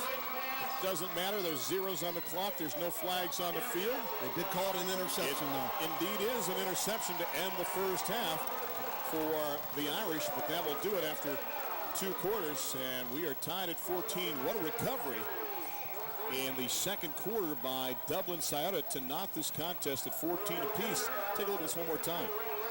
Again, they're just trying to throw a Hail Mary here. There was no receiver in the area, and at this point, this is only going to mess up your quarterback stats, but you do what you got to do, throw it deep so something happens. And now, I think that was a big brother move down there. Jason Rice, the senior, allowed baby brother Taylor Rice to get interception number 2 on the season. Let's go down to the sidelines right now where Matt Waddell is standing by with the head coach of Dublin Scioto, Carl Johnson, getting ready to talk to his team in mere moments. Matt, take it away.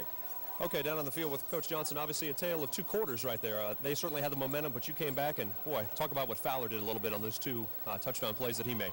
Well, I tell you, he made a great play there at the, for that second score of ours, and just, made guys miss, and that's the kind of athlete that he is. But we got to come out and play good, solid defense. We got to get some sacks out there. We got to take away that passing game, and we got to keep the ball moving on offense. Obviously on a field like this, too, when every possession, every carry is certainly precious with everybody trying to strip the ball, I'm sure that's something you stress to your team. Oh, absolutely. And second and medium is a lot easier than second and long, and we got to make sure we get positive yards on those first down plays. Appreciate your time, Coach. Good luck. Thank you. Coach Johnson on the sidelines. Randy, we'll go back up to you. All right. We played 2 quarters, and it has come down to this. They are tied at 14 apiece. What a second half we'll have in week number 9. Also coming up, the halftime show. We'll hear from both bands here on Sport TV. Stick around. Welcome back as we get ready for the start of the second half between Dublin Scioto and Grove City. We are tied at 14. Randy Reinhardt along with Jeff Logan. I want to correct one thing on the stats at halftime, too. I want to mention that there was another turnover. Remember, Rollins had that interception for Grove City, so there's 1 turnover by Rollins there, so he scooped up that pass, so 1 for each team as we get ready for the start of the second half. 14-14 to count. Dublin Scioto with a mark of 6-2, and Grove City at 5-3, both 2-0. In the OCC Cardinal, of course, bragging rights, and the Cardinal on the line. Also, playoff ramifications. Now, Dublin Scioto is in Division 2, we should mention, too, and Grove City is in Division 1. So when you look at Dublin Scioto, it looks like they could split and still make it into the playoffs in Division 2. In fact, maybe there's a chance even if they lost both games, there's a possibility they could still get in. They host Olentangy next week. Meanwhile, for Grove City, next week they are at Westerville Central, and even though they have 3 losses on the season, Jeff Logan, they quite possibly, if they go 7-3, could be in the top 4 and host a playoff game the week after next. Well, that gives you an idea that the methods by which the computer is working is doing a decent job from that standpoint. Because, Randy, quite frankly, a team that is good as this, that lost to 3 pretty good football teams in Piqua, Lancaster, and Westerville South, deserves an opportunity, if they can win in their final 2 ball games, a chance to play in the playoffs. Well, Grove City has played a couple of overtime games this season. Will they have a third? Brewer with the kick, and we'll have a return for the first time tonight. We'll start from the 2-yard line, up across the 10, the 15, the 20, and on the return up to the 22-yard line is Nate Helton. Helton with a nice return, and that's where the Greyhounds will start their first possession of the second half, some 6 seconds in. We talked about the turf, maybe a little wet at times because of the precipitation, and overall, though, it's in pretty good shape. As you mentioned, Dublin Scioto with the artificial surface. All 3 Dublin schools have that, so it took the Irish a bit of time, I think, to get used and acclimated to the conditions here. But we saw with Fowler with the stop and go that he made on his touchdown run of 25 yards that he has adjusted, and we'll see how both teams handle the second half of this contest.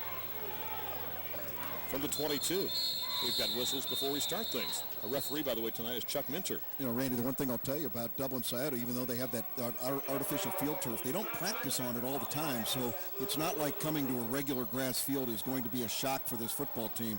But when you're at game speed, it is going to be a little bit different. So a false start to call on the offense. March it back 5. It'll be 1st and 15.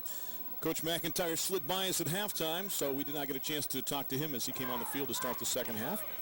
Our thanks to Carl Johnson for giving us his thoughts as he left and talked to his Irish at halftime. Way wide to the top of the set now. That is Aaron Swart. Wing to the top as well. And Elijah's going down. Smith-Waite got whipped down. Great pursuit defensively. Coming through to make the hit is Joel Martin as the strong safety. Jeff, it's interesting. Sometimes we see him 10 yards beyond the line of scrimmage in the backfield. Sometimes we see him 40 yards downfield in coverage. Well, he's a monster back more than anything else, and they'll line him up at a lot of different spots, and they'll bring him on games and blitzes. But look how quickly the strong safety gets through on the quarterback. He has no clue at this stage, and that's one of those things that as a young quarterback, he needs to recognize that a different number is up there on the line of scrimmage, one that's not normally there, and try and audible out of the play or at least get rid of the football quicker. They need 24 yards. And Tomer still fighting across the 15 out to the 17-yard line. A nice gain, but they were in a second and long situation, so it'll set up a third down with 11 minutes left to go, third quarter. Again, as we said, Scioto in Division 2, Grove City in Division 1. And Jeff, you look at it now, and who knows what's going to happen in D1 as we speak tonight. Darby is playing at Newark. As you watch this game, you will know what happened. Obviously, we don't, but next week it could be interesting as to where we go for the final week of the regular season. In 9 weeks now, we have featured 18 different teams legitimately picking what we think is the game of the week. So that tells you about the parity that we have here in Central Ohio when it comes to high school football. 3rd and 15. Smith-Waite straight back to throw. Guns the out pattern. The pass incomplete on the far side of the field, looking for Aaron Swart. A pretty good pullback by Jamel Scott, who was in there on nickel coverage for Scioto. Penalty to start the game. No penalties at all in the first half for the Dogs, and they get penalized for a false start on the first play of the second half. And now a pretty good stop by Dublin Scioto. No yardage, nothing to speak of, and they're going to get the ball. Randy should be on the short side of the 50. Well, Mulvaney is standing back inside his own 5-yard line. The two deep men for the Irish are standing at the Grove City 47. In Rice and McCormick. There's the snap. Gets it off. A high hanging kick. Fair catch called for. And taken right at the 41-yard line by Julius McCormick. So it'll be a nice short field, 41 yards away.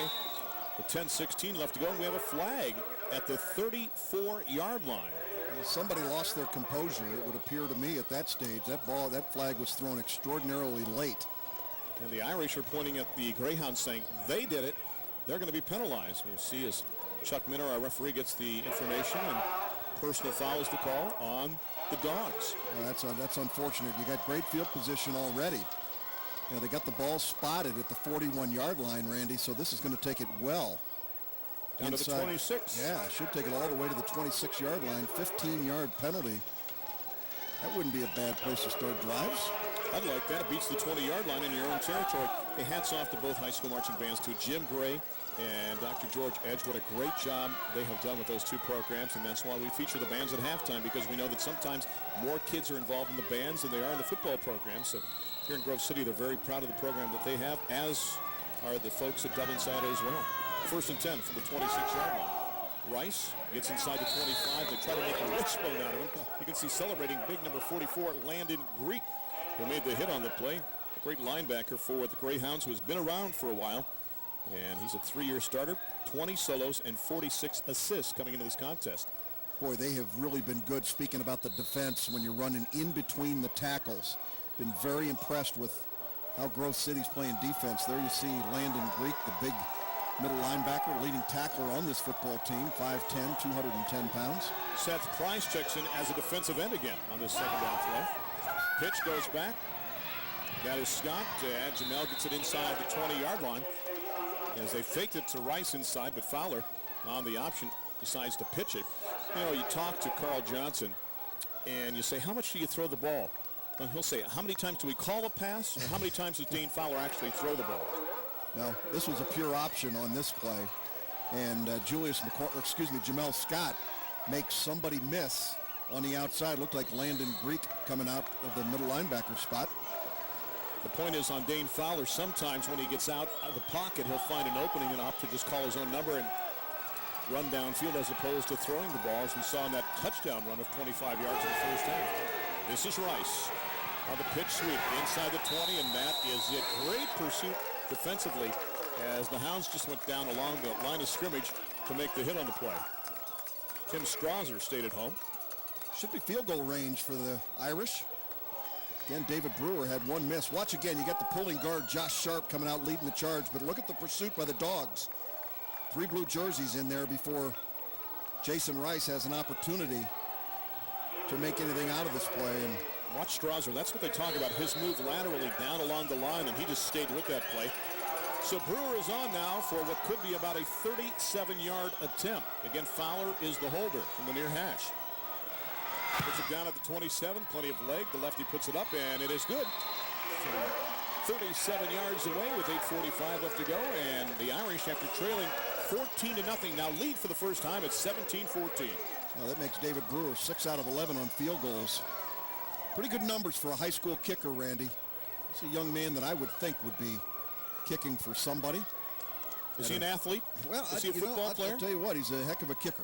I'm going to give you that. Let's go down to the sidelines right now, and Matt Waddell. Matt? Guys, it's a very quiet Greyhound sidelines right now. Certainly a lot of energy as they were up 14-0 early in the game. Smurthwaite looked very comfortable, almost a little cocky even, very, very confident. Looks like he's questioning himself a little bit on that last drive. It'll be important for Grove City to get back here, get the crowd back into the game a little bit too. Well, Matt, with the ebb and flow we've seen in this contest back and forth, it's been like a yo-yo. We'll find out what happens. It could be the last team with the ball has the chance to win this game. Still a lifetime left with 8:45 left to go in stanza number 3, and Brewer has it teed up at the 40-yard line. Matt brings up a good point. 17 unanswered points now by the Irish, and their defense has got to feel pretty good about themselves, having stopped them for a quick 3 and out on the first drive. It's a touchback. The ball crossed the plane of the goal line, so we'll bring it out to the 20-yard line. In high school football, if the ball goes across the goal line like that on the kickoff, it is a dead ball, and you have to bring it out to the 20-yard line. You don't want my opinion on that call either. Let's get your opinion on that. Not a reason in the world that young man should not be allowed to bring that ball out of the end zone. And, you know, whether you run it from the 1 or you run it from 1 yard deep in the end zone, it doesn't increase injury. It adds excitement to the football game, and I think it's just a non-issue. Next time you're on the Rules Federation, you can make that change. I don't want to be on the Rules Federation. I just want to complain about it. There you go, and you do a great job of it. Nobody does it better than Jeff Logan. Thank you. On the 1st and 10 for the 20-yard line.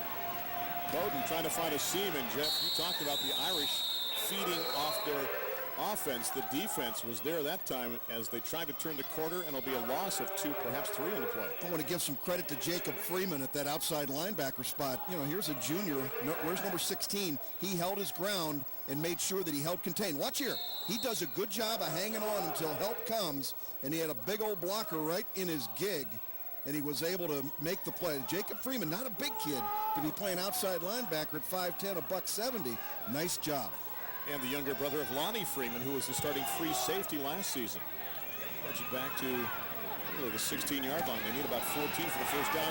Big hole right up the middle, and plowing through and just stumbling down is Tomer as he got to the 30-yard line. We'll see where his forward progress is. If he breaks the plane at the 30, it's a 1st and 10, and indeed you can move the sticks if you're a Greyhound fan. Good trap block by the right guard. Bobby Hood on the play came across and picked off Mike Meadows. Watch here, Meadows gets smacked right in the face. And you got the big fullback, John Tomer, coming right up the middle. Good job by the offensive line. When you've got an aggressive defense like Scioto is right now, quick hitters with trap plays, Randy, can be big gainers. Hood started at left guard last season, moves to right guard for the 2005 campaign. Play action from Smurthwaite, looking long across the middle, has a man, pass complete. Rice cuts him down, but not until Jacob Clark picks up more than 20 yards and moves the stick with 7:29 left to go third quarter. Well, another outstanding throw by this young man, Elijah Smurthwaite. 8 out of 16 in the first half, Randy, and they generally throw the ball 20 times a game, and this one is flat on target. A 23-yard gain. Outstanding job, and he is going to pay the price when he unloads the football. Look at the hit here by Brad Stetler. Clean play. Nothing wrong with that, but that young man held in there, and Jacob Clark runs a good route, comes up with the gain, short side of the 50. From the 47 with 7:16 left. Uh-oh. There was problems from the get-go there. There was nobody in the backfield, and the Irish looked almost like they were blitzing, although they only had, I think, 5 or 6 coming through. But, boy, the pressure was there from the very beginning, and Smurthwaite looked like he wanted to play action, but there was nobody in the backfield. It looked like Tomer, the fullback, bailed out. He may have been needed on pass protection. It looked like they were going to try and get a little dump pass out into the flat to Tomer, but as a running back, you've got to recognize when the blitz is coming, you've got to shake off whatever that play might have been and pick off somebody in a white jersey, protect your quarterback. Man, the gates came wide open on quarterback Smurthwaite on that play. Mark it back to the 45 in Grove City territory. About 18 for the first down with 6.5 left to go in the quarter. Straight back to throw.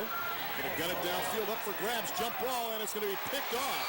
This time Rice times it perfectly and has another interception for the Irish. Oh, that's the sophomore interception, number 2 tonight, number 3 on the season, and that is the only bad ball I've seen Elijah Smurthwaite throw. This one twists on him a little bit, and you take out a gun and shoot that one down out of the sky. I mean, that is duck season for sure. A little bit of pressure, Randy, but not enough to make the throw go this badly, and if it slipped out of his hand a touch. Watch again.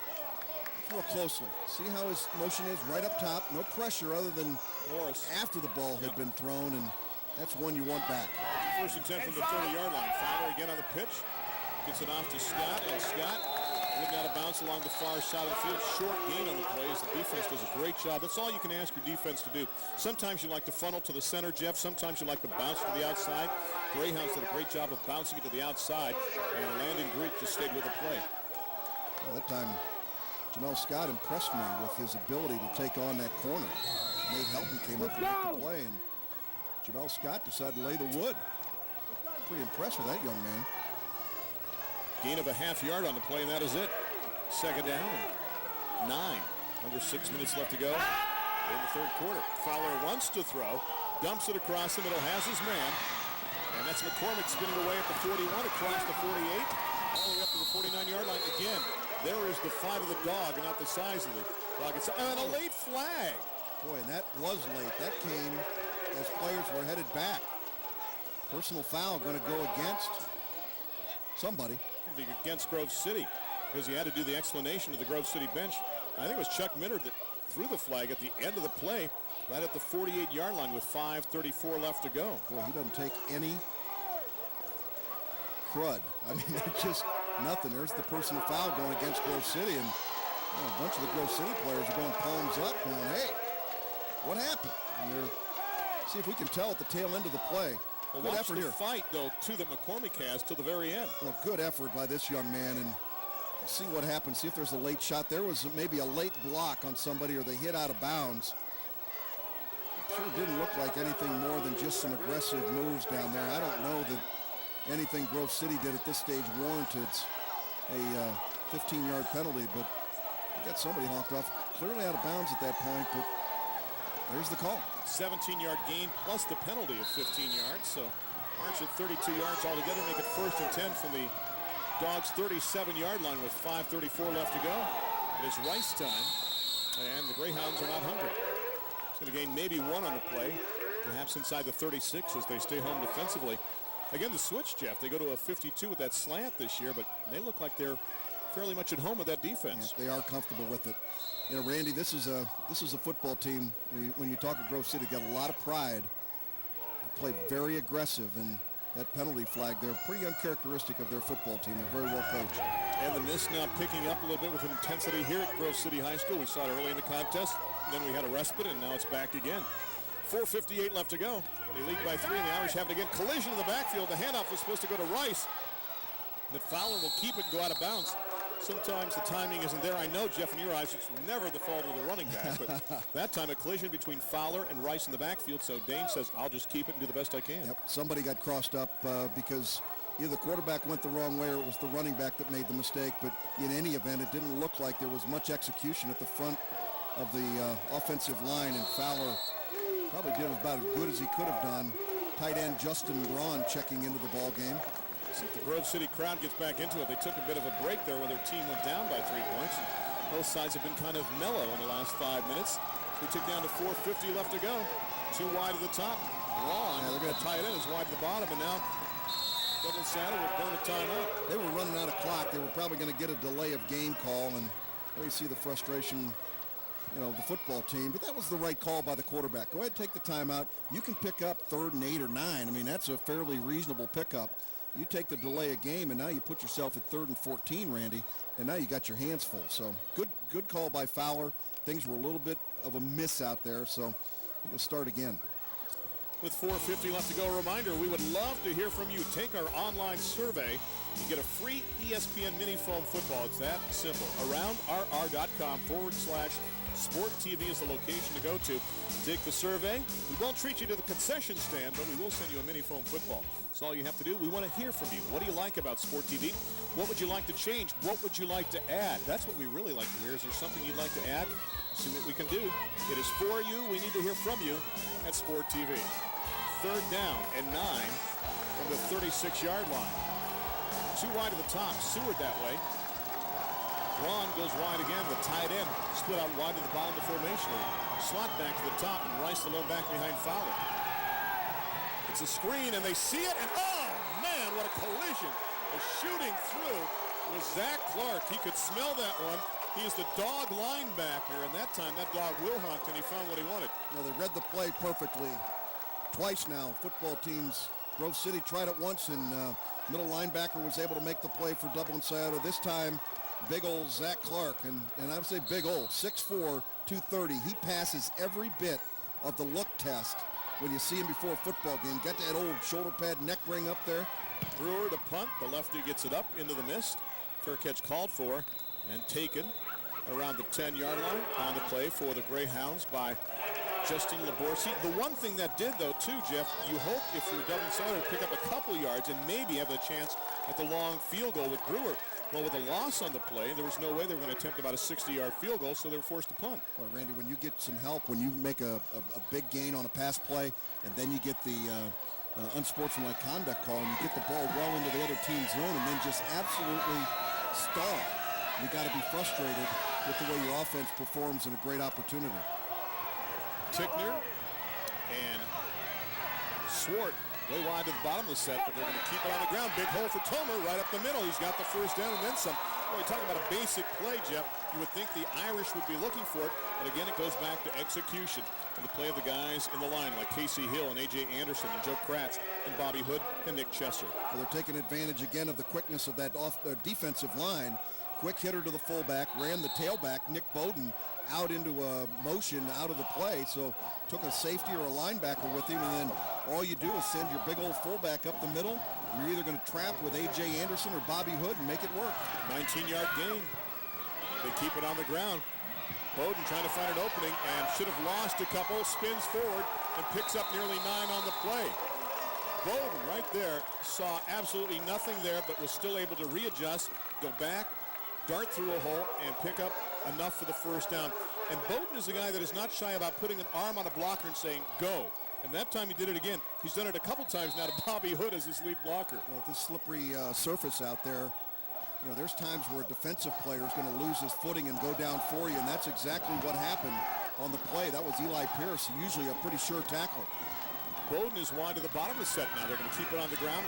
Tomer bounces off 2 defenders, but good job by the Irish defense to stack it up. One of the guys to help make the play was Nick Grundy, who stayed at home, the big defensive end, to help make the hit. Eventually it was cleaned up on the play by Tyler Lawati, the middle linebacker. A lot of rain coming down now. This field is really going to get sloppy here as we head into the fourth quarter. Good team tackling, though. You know, Tyler Lawati was a guy that, you remember a year ago, Randy, was a stud at fullback. He did an outstanding job. Now he's a pretty good linebacker. Second down and 11 with 2:38 left to go as the mist continues to fall in Grove City. Look out, backside, Smurthwaite gets away from Martin, rolls 35, across the 40, and how he saved the football, I'll never know. And that was a great job to take what could have been a turnover and get positive yardage out of it. Let's go down to the sidelines now and Matt Waddell. Matt? Randy, field conditions, as you guys can see, are deteriorating pretty fast down here. It's important 2 minutes here for Grove City as they're driving into the wind now. They can hang on to the ball or at least get some better field position here before they would turn it back to Dublin. Certainly they're going to enjoy the wind and with the wind being behind him in a close football game for the last 12 minutes. Joel Martin on that play, Randy, got greedy. You know, he did what he's coached to do. Go ahead and try and strip the football. But while you're stripping him, you got to make sure you got one arm on the quarterback and complete the sack. He envisioned himself just taking the ball and going for a score. 3rd and 5 with a quick pop, a little too strong on the play for Aaron Swart. Set up a punting situation with 1:44 left to go for the Greyhounds. That was reminiscent the play before of Troy Smith over at Penn State at the tail end of the football game. Remember when he's standing there and he doesn't see the guy coming at all. And in that case, Penn State obliterated the quarterback. Ball comes loose. Penn State recovers the football. Smurthwaite very, very fortunate that Joel Martin missed on that one. Had 2 kickers in this contest, one for each team that really handle all the duties. Mulvaney back there to punt from his own 35. Booms it. It's going to hit at the 30. Scooped up by Rice across the 30-yard line to the 33, maybe the 34, and that is where Taylor is waylaid with 94 seconds left to go in the third quarter. You know, he's only going to get about 3 yards on stats for that punt return, Randy, but by picking it up and making it go forward, even on a soggy field like we have tonight, that ends up being about a 10-yard return for the football team, because that ball would have rolled well inside the 30-yard line. Good job by the young sophomore. And Taylor is what? Probably the fourth Rice we have seen. Is he not? As Coach McIntyre looks on, talks to his team. Actually, he's talking to Tomer on that play. Got a good Jason Rice story, I'll tell you. Here we get a break. 1st and 10 from the 34. Braun, the tight end, readjusts to the top of the set. The wing up there is McCormick. Here comes Scott. Jamel trying to turn the corner. And gets to the line of scrimmage, maybe. May have lost a yard, actually, on the play with 1:25 left. Well, Jason's older brother, Nick Rice, who's currently playing football at Ohio Wesleyan, was a pretty good role model for Jason Rice. And when he was a freshman, as you watch the replay again, when he was a freshman, he would go in the weight room, and he would be doing squats, or he'd be doing bench press, or maybe clean and jerk and that sort of thing. And whatever he was doing, he would always ask the weight coach, how much did Nick lift when he was a freshman? All he was trying to do was beat whatever his brother did, and that continued on. And that's the kind of young man that he is. He just wanted to be as good as his brother, if not better. Fowler, second 11 rolls, and a great job defensively. That time by Zach Clark, who played off the block, stayed at home, and it looked like he was going to be out of the play, but moved off the block, shot to his right, was able to make the hit on the play, setting up a 3rd down and long. You know, I think the conditions have gotten to be the point where the quarterbacks are going to have to be very careful throwing the football, and unless somebody is wide open, they're not going to feel comfortable throwing the ball and having an interception, as you see the clock running down here towards the end of the 3rd quarter. Should get one more play. Coach McIntyre looks on. His defense trying to hold. 4 wide out set for the Irish. Under 15 seconds left. They need 11. They hand it off to Rice, and there's nothing there. And that will do it for the 3rd stanza. A great stop defensively. Look at number 44, Landon Greek. Is he pumped up or what? That'll do it for 3 quarters. 17-14, just a field goal in that 3rd quarter. And we'll have the exciting 4th quarter of week number 9 of the high school football game of the week here on Sport TV. Right after this, stay tuned.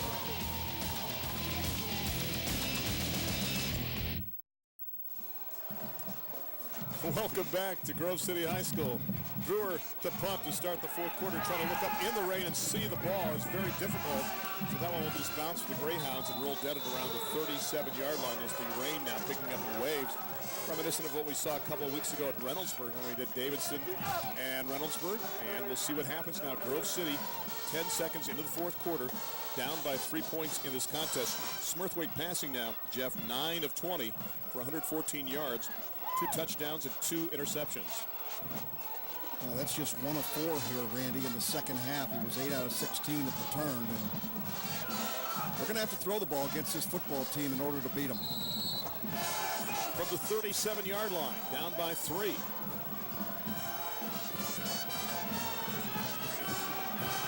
Tomer. He's up across the 43-yard line.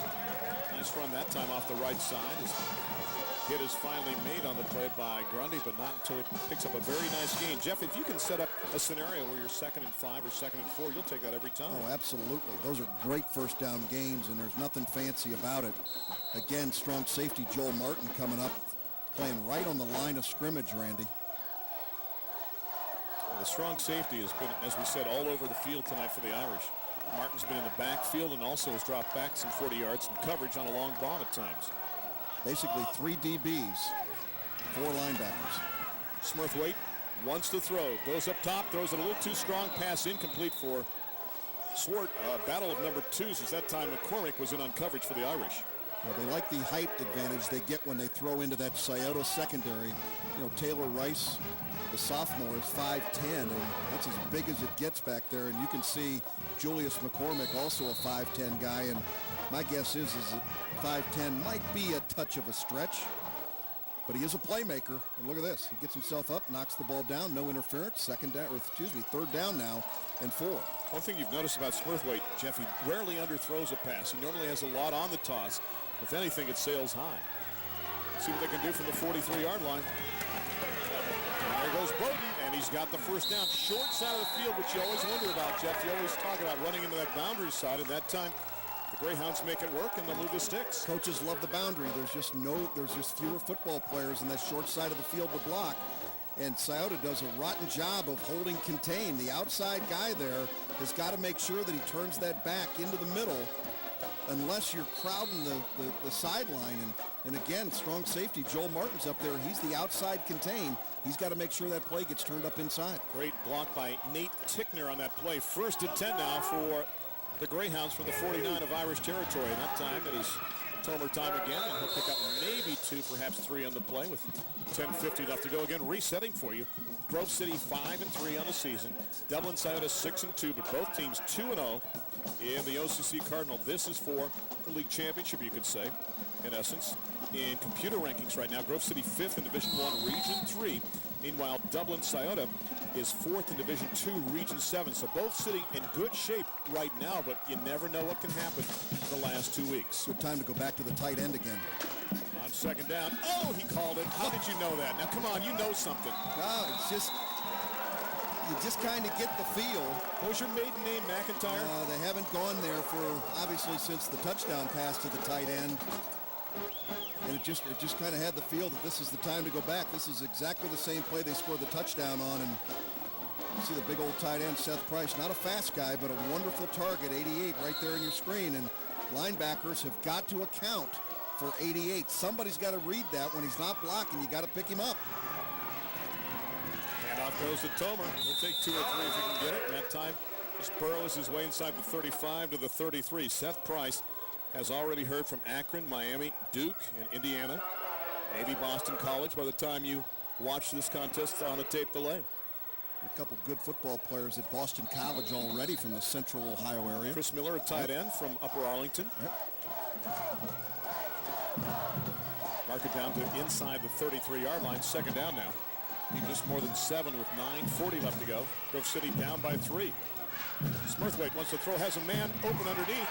It's complete down to the 25-yard line and maybe the 24. On the reception is Jacob Clark. Clark is a guy, as we said, when he's in there as a wingback, he is more of an offensive threat than a blocker. He comes up with a big play that time, and another Grove City 1st down. When you got a quarterback like this, you use the run to set up the pass, and obviously they came into the ball game tonight thinking they had to throw the ball a little bit more than normal against this South Irish defense. And they're having some success, but Randy, they're setting it up with those running plays up the middle by Tomer. Look at the strength of the formation this time to the bottom side. They're going to run student body right that time, and defensively, they stay at home. Great pursuit for the Irish on the play by Tommy Duffy. Duffy is a guy that's always going to be dirty, whether it's muddy or not out there as a nose guard. 5'10", 205, and Jeff, this kid is just a sophomore as well. Yeah, he's a young football player, and to be a sophomore and play on a football team for Carl Johnson, because he's got some depth. We've got a little timeout on the field. Looks like officials timeout. It's an equipment repair for one of the Irish right now.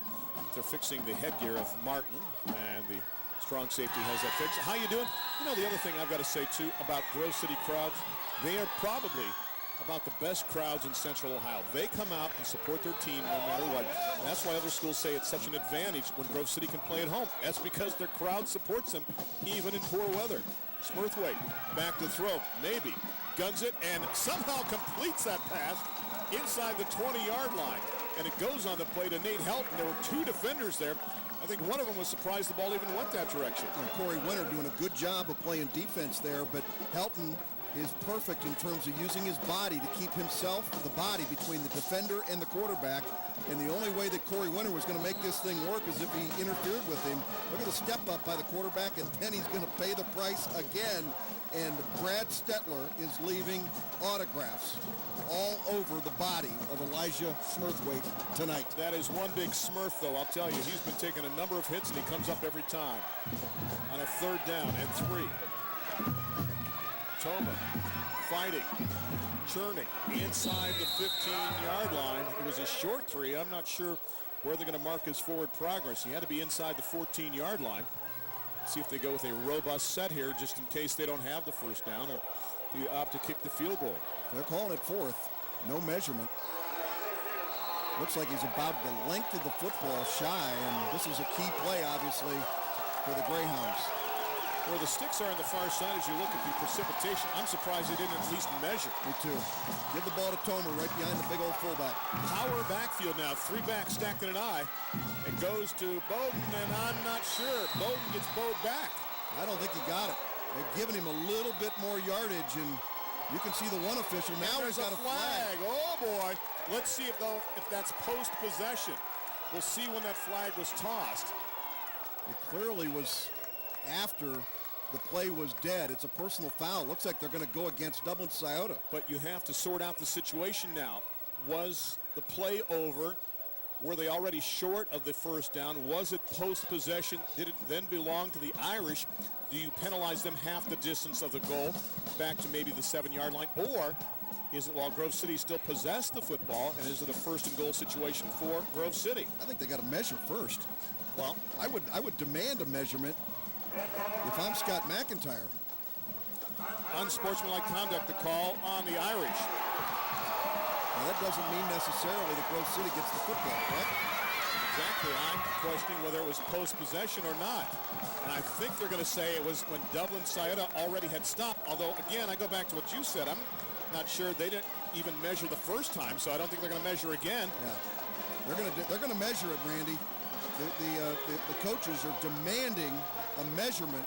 Look at the surge by the defensive line. Well, that's why I wasn't in awe of the officials for not getting a measurement the first time. Let's go down to the sidelines right now on Matt Waddell. Guys, I'm amazed that on both the third and the fourth down, they didn't call for a measurement. It looked like the spot was almost exactly the same, guys. Neither on third down or fourth down did they even call for a measurement. Scott McIntyre certainly upset by that. That was certainly close enough.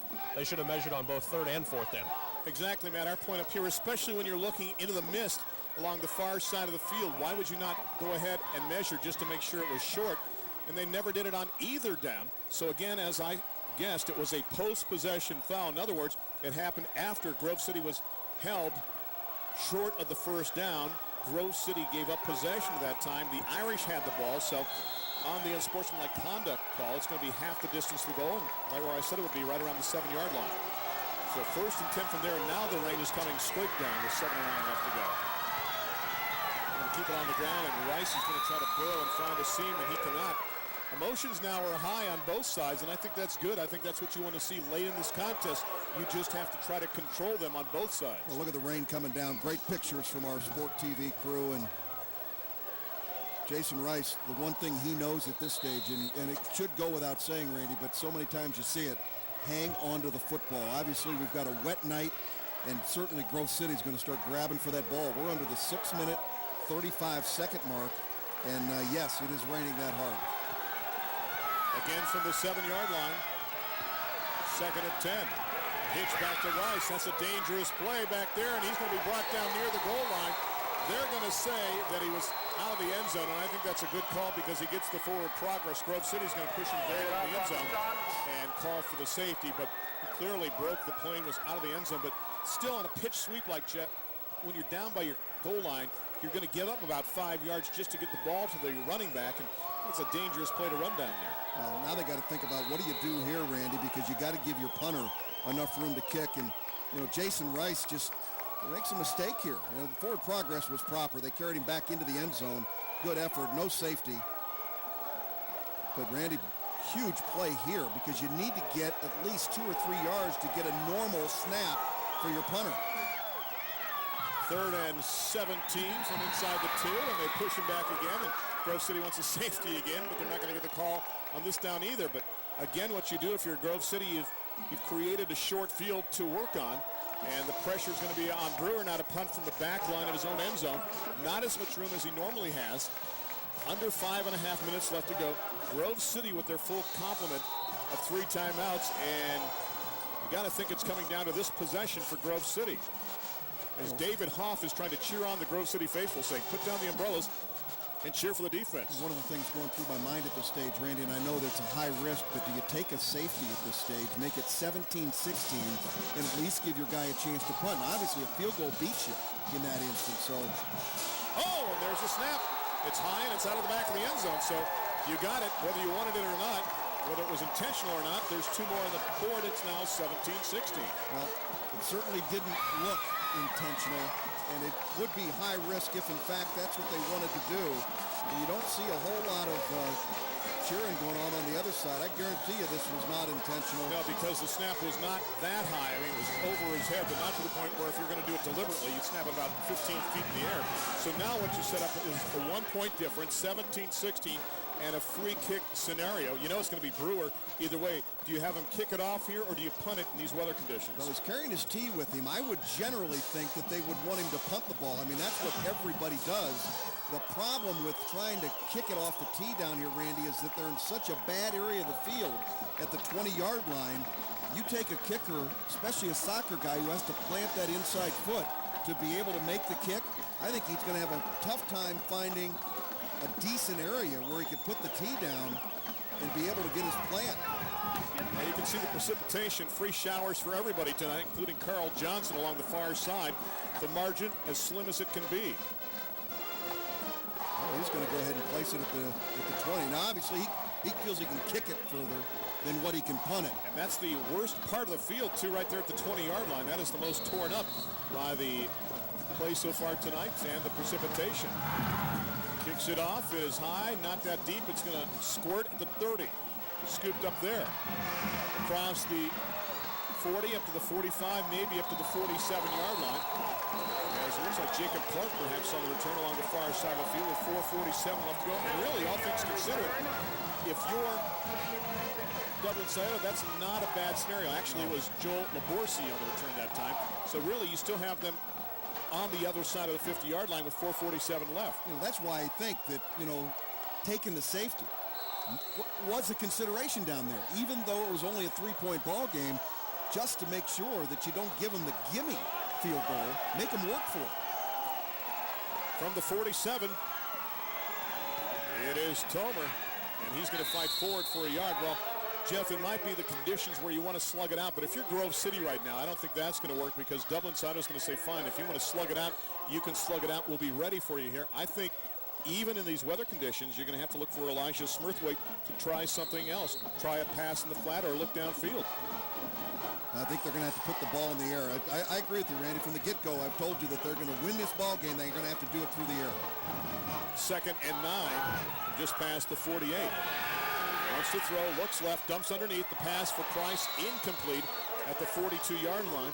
It'll be 3rd down. Now the question I have is, Jeff, are you in 4-down territory, or is it too early if you're Grove City? No, I think you're in 4-down territory. You got a 5-3 record, Randy. You have to win this football game if you're going to be able to play in the playoffs. Well, the fullback tonight, John Tomer, 16 carries, 80 yards tonight. Big night for that young man, and he has helped set up the pass. You got to throw the ball. Look for them to go over the middle to Aaron Swart again. That's where the softness has been.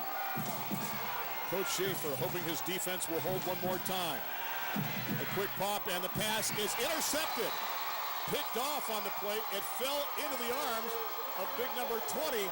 That is Tyler Hawati.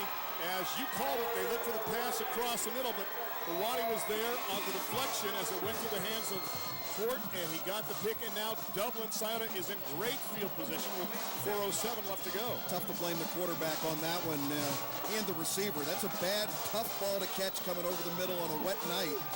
And how about Tyler Lawati? Talk about being in the right place at the right time. Interception number 3, though, for the middle linebacker on the season. That's a big night. Watch this. See the ball tipped, and Lawati's... Pardon me, I'm just going to hold on to this football and head across the way. From the prone position, Fowler on the keeper. Gets to the line of scrimmage, and that's about it. 2nd down and 10. Now, again, if you're Grove City, the difference is only 1 point. You still have 3 timeouts left to go. Yeah, they do not have the benefit, speaking of Scioto, of just sitting on the football. Now, you've got to try and get a 1st down here, or you're going to have to get rid of the football. And I'll tell you what, Elijah Smurthwaite with the ball in his hand, Randy, anything can happen. Jeff, I'll tell you something else, too. If either team scores, there's still enough time, and with the margin right now, that the other team would have a chance to get the ball back. 2nd and 10 from the 43. Up the middle. They get to the 45, this is where you might want to take, yeah, take time out here. And Coach McIntyre will burn it with 3:21 left to go as Rice will pick up maybe 2 as Jason will advance the ball to the 45. It'll be 3rd down and at least 8. 3:21 left to go. Unofficially, each team with 2 timeouts left here in the 2nd half. Defensively, If you're Steve White, you're telling your guys, stay at home. I don't know if they're going to pass the ball as you look at part of the muck along the near sidelines. And if you are Coach Carl Johnson, do you put the ball up here on this third down play? Well, I like the idea of a little play action shot here, Randy. Give him it. Go ahead and believe that your quarterback, Dane Fowler, is not going to put you in a bad position. If he doesn't have it, throw it away. Go ahead and kick it. Make him go 80 yards on you. Or at least go about 70 yards to have the field goal try. Let's go to our wet, salty dog along the sidelines right now, Matt Waddell. Matt? Certainly wet conditions, Randy. You see the officials trying to keep these footballs as dry as possible, but as long as it's been raining this hard, we haven't seen any quarterback-center exchange difficulty so far, but certainly not something you take for granted on either side here for Scioto or for Grove City these last few minutes. You saw the eyes of Elijah Smurthwaite hoping for one more opportunity to lead the offense to a victory in this contest. Third down and 8. From the 45, 3:21 left to go. 1 point lead for the Irish. Braun, the tight end, readjusted the bottom of the set. Fowler rolling, looking, and slides down inside the 40. Do you burn another timeout if you're Grove City? Well, they're not going to take it at this point. They want to leave a couple in their pocket to be able to finish. And I think Dane Fowler made the right call there. He just went down when he determined that there wasn't going to be anything there. Don't make a silly play. Don't fumble the football. Don't come up with a sack or an interception. And when you get big old 27 right in your face, that's Eric Benjamin. Go ahead and sit down on it now. Last snap went over the head of the punter. I'm surprised the deep man is that far back, and they're just going to let the ball hit along the far side of the field. And actually a break for Grove City as it goes out of bounds. I'm surprised to see Helton so far back, about 45 yards downfield, unless his job was to not touch the football. A lot of respect for the leg of David Brewer. In a monsoon. In a monsoon. I think he was, I don't know. So mark the ball at the 35-yard line. Grove City gets it back. And here come the Greyhounds on offense, led by sophomore quarterback Elijah Smurthwaite. John Tomer's been the fullback, and the halfback has been Nick Bowden. For Grove City, you couldn't ask for better opportunities. 2 times they've had the ball here at about the 35-yard line. Straight back to throw. Pressure. Dumps. Has his man Tomer. It's incomplete. There's a flag down. Was Smurthwaite hit late, or was there a holding call against Grove City? I think it's a holding call. Let's see what there it is. Yeah, holding. They got the tight end. Watch here. Yep. See the call went on. Yep. Whether you agree or not, but they're going to move it back now with 2:38. Right now, if you're the Irish, you're saying, yes, we'll take the penalty and just lengthen the field. A good shot on the quarterback. Smurthwaite's going to know that he's been in a football game tonight, but that young man has had an excellent evening, and I got to believe that Scott McIntyre on the sidelines has got to feel pretty good about the future of his Grove City football team. A year ago, Randy, they go 4-6. They're 5-3 here going into tonight's ball game. They're seeing improvement on this football team. The ball is back at the 18. They need about 27 yards for the first down. Dumps it to Bowden. Student body left. Look at the blockers out in front across the 25 to 30. Bowden 40. Where did he step out of bounds? He annihilated the sticks, and there's a flag along the far side at the 47-yard line. It's going to be a late hit out of bounds against the Irish. It's the only thing that you couldn't do if you were Dublin Scioto was to make a stupid, silly mistake on penalty. Well, you know, for both sides, it's hard to put on the brakes right now defensively if we're going after somebody, especially near the sidelines. So, Randy, I'm not so sure. Did any time run off the clock on the last play? I mean, I thought we were about 2:28 before. Now, time went off the clock. All right, just wanted to make sure. There are the sticks that got wiped out. And speaking of wipeouts, it looks like we're surfing at times out there. Chuck Minner will come our way and let us know about the dead ball, personal foul against Dublin Scioto. And now you went from your own 18-yard line in the blink of an eye down to the Irish 41. A well-executed screenplay, and it would have left them third and about 1 or 2, Randy, at about midfield. Stupid penalty against Scioto. Now gives Grove City a great break. On the 41. Smurthwaite guns it on the out pattern. It's caught and dropped at the 30-yard line, in and out of the hands of Jacob Clark. You know, the one thing I'll mention here now is, do you have to pass on every play? Well, I think, you know, they've got to be careful. They got a couple timeouts remaining You know, Randy, 222. I don't think you have to pass on every play, but Scioto, right now, you know, they got a scout in there looking for that fullback, John Tomer, coming up the middle. They're going to try and take him out of the game, and they need to protect the quarterback and try and come up with some plays. And once again, is that Stetler? It has to be. Yeah. I see the 5, and that's good enough for me. Look at the uniform of our quarterback here. Mud, the new color tonight here in Grove City. 2nd and 10 from the 41, and whistles and flags. And I think we had motion in the offensive line, so we may have a false start, move it back 5, make it 2nd down. And 15, there's the false start call from Chuck Miller with 2:21 left to go. Looked like moving in the left side of the offensive line. Are you going to the well too often now if you look for the tight end again? Well, they tried to go back a couple of plays ago, Randy, and Seth Price could not hold on to the football. Now you can see that Kevin Mulvaney working a little bit on the FG. He's going to have to get that field goal ready. But Randy, they're a good 25 yards away from being in field goal range at this stage. Well, they do have the win, though, in the waning moments of regulation. 2:21 left, 2nd down and 15 from the 46.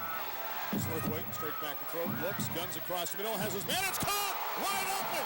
That's Hilton! Down on the sidelines, and Hilton's going to take it in for the touchdown! With 2:11 left to go on a crossing pattern, and is that Smurthwaite down on the field? At the 43-yard line, Elijah Smurthwaite is still down. But remember what I also said, too. If a team scores, the other team is going to have enough time to make a statement as well. They'll attend to the Grove City player back at the 43. Add 6 more to the board. It's 22-17. Normally, I would say here you would go for a 2-point conversion. But if you've lost your quarterback, you just go for 1 here and make it a 6-point bulge. I'm not sure. Well, what a fantastic play by this young man, Elijah Smurthwaite. You're going to see him get hit at the tail end of the play, and he got pile driven down into the ground, and crossing plays over the middle. You got receivers going both ways, and basically defensive backs, Randy, took each other out to the point where nobody, now watch again the quarterback. He gets driven. That's a clean play. Stetler again, nothing wrong with that. And maybe the wind just knocked out of him or some sore ribs. And boy, this young man has had one heck of a ball game tonight. The question I still have, though, is even if you don't have your starting quarterback, do you put Tyler Jenkins in there and try to go for 2 in a situation like this and make it a 7-point game? Because if the Irish score, you're facing a scenario where, you know, it's a 6-point game. If you make the extra point, all they have to do is kick the extra point. Well, I'd rather not get beaten just by a touchdown. I would want the touchdown and the extra point to have to beat me. Go ahead and kick the extra pointer. Good call. They'll make it only a 6-point game. Of course, Smurthwaite could not play on this play anyway because they had to stop time to attend to him, and in high school football, you have to miss at least 1 play after that happens. Mulvaney for the extra point. Had to wait for the snap to be put down, but nobody was rushing on the play. And the kick is good. Sometimes you have just a split second to get it down. That time, nobody rushed, so Mulvaney said, oh, wait, let me readjust. Okay, I'm ready. I don't know if they were anticipating it to be a fake and just everybody was laying back, or they just didn't give any effort.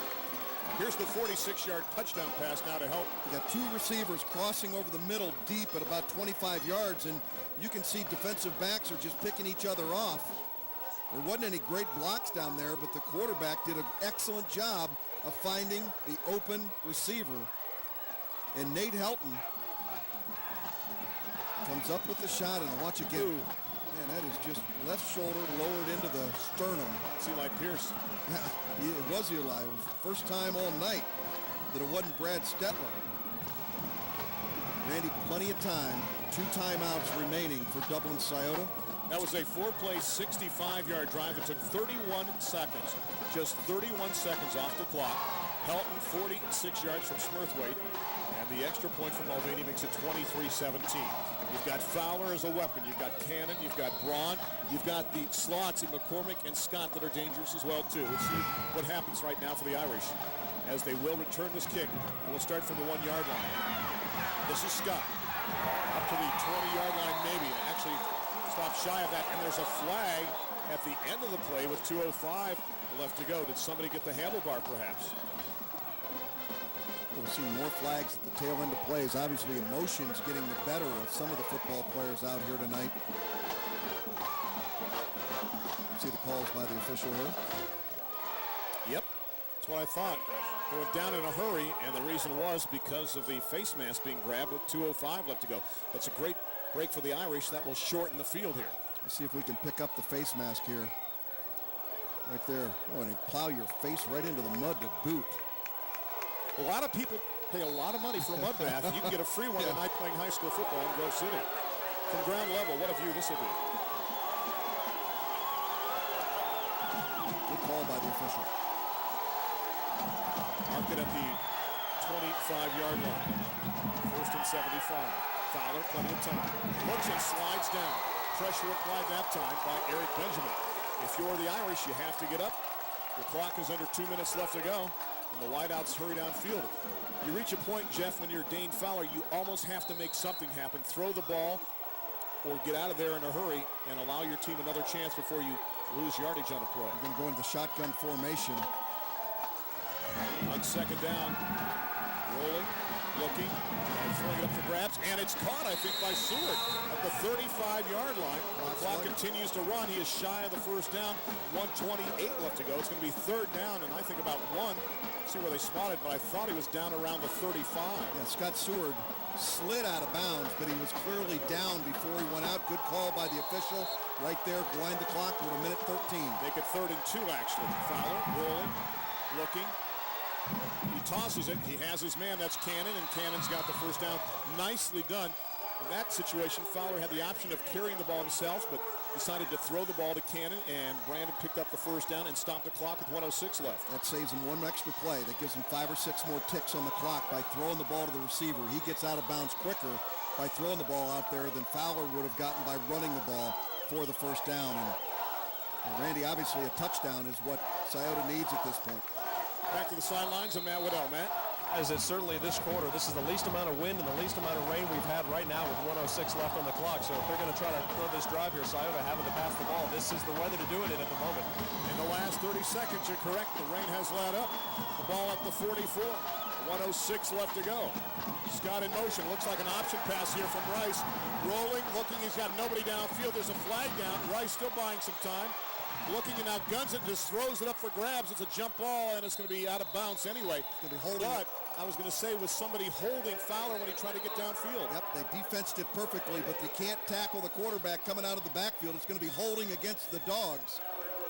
Pretty good defense, good recognition by Grove City, Randy, but an awful mistake by the defense to hold him.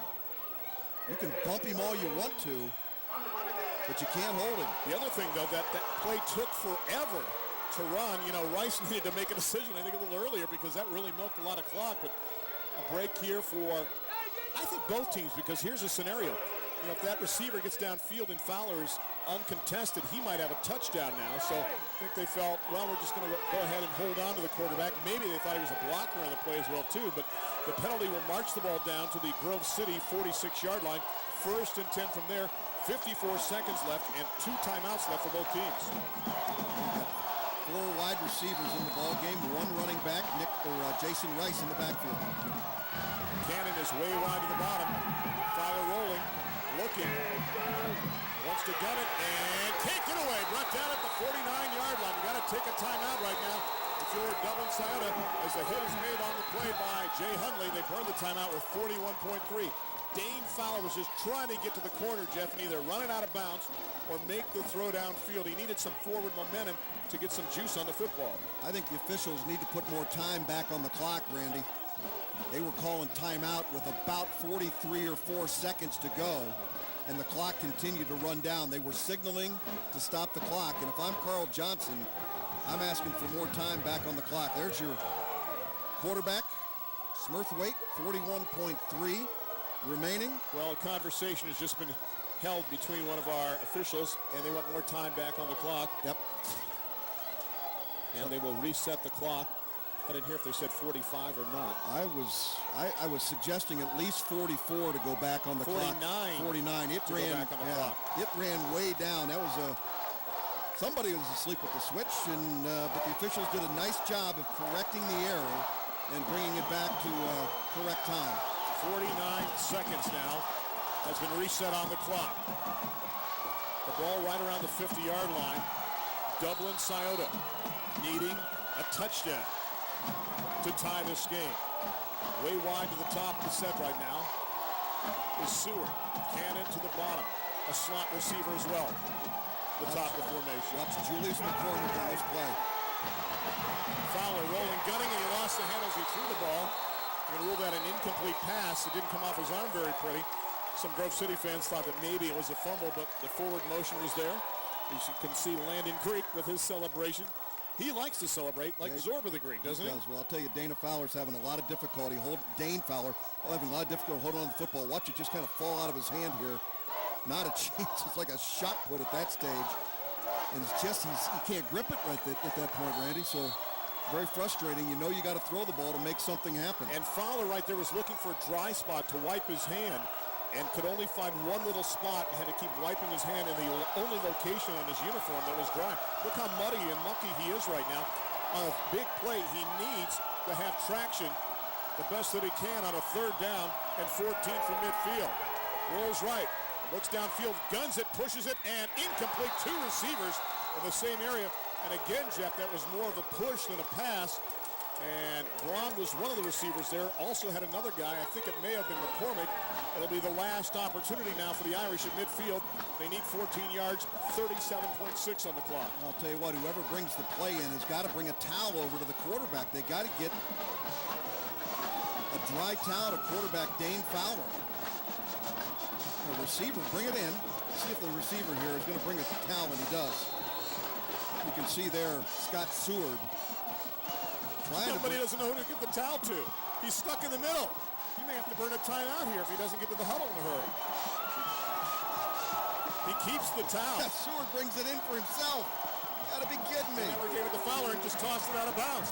4th and 14 from the 50 with 37.6 left to go. Timeout. And now the Irish will burn a timeout. That is their 3rd and final timeout. I'll tell you what, you talk about confusion when you can't even get the towel to the right guy.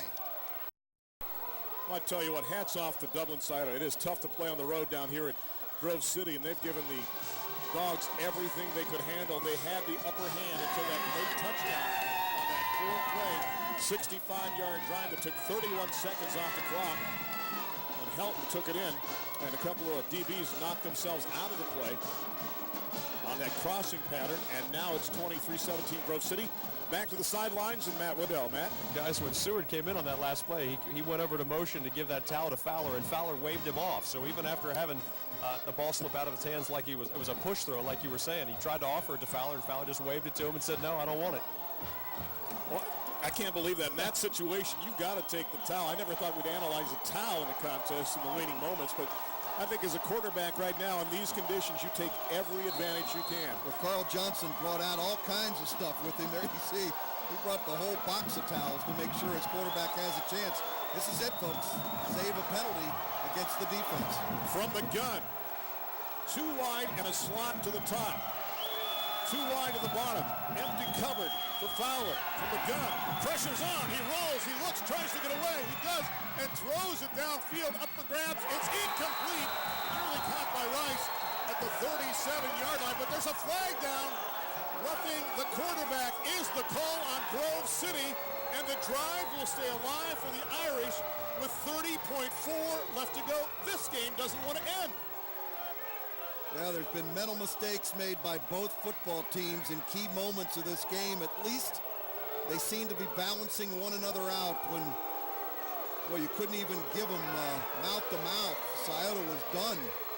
You get a roughing the passer, and Randy, that moves the ball all the way to the 35-yard line, 30.4. We have a replay. Let's look at the end of the play. As Fowler goes back to throw, then he just pushes it. I don't know about that. I think that's continuous because as a defensive man, you were coming in, wet turf or not, you've got to be allowed to have that follow through. That's just my opinion. I don't disagree with you. 1st and 10 Irish. Wow. From the Grove City 35, 30.4 on the clock. They're down by 6.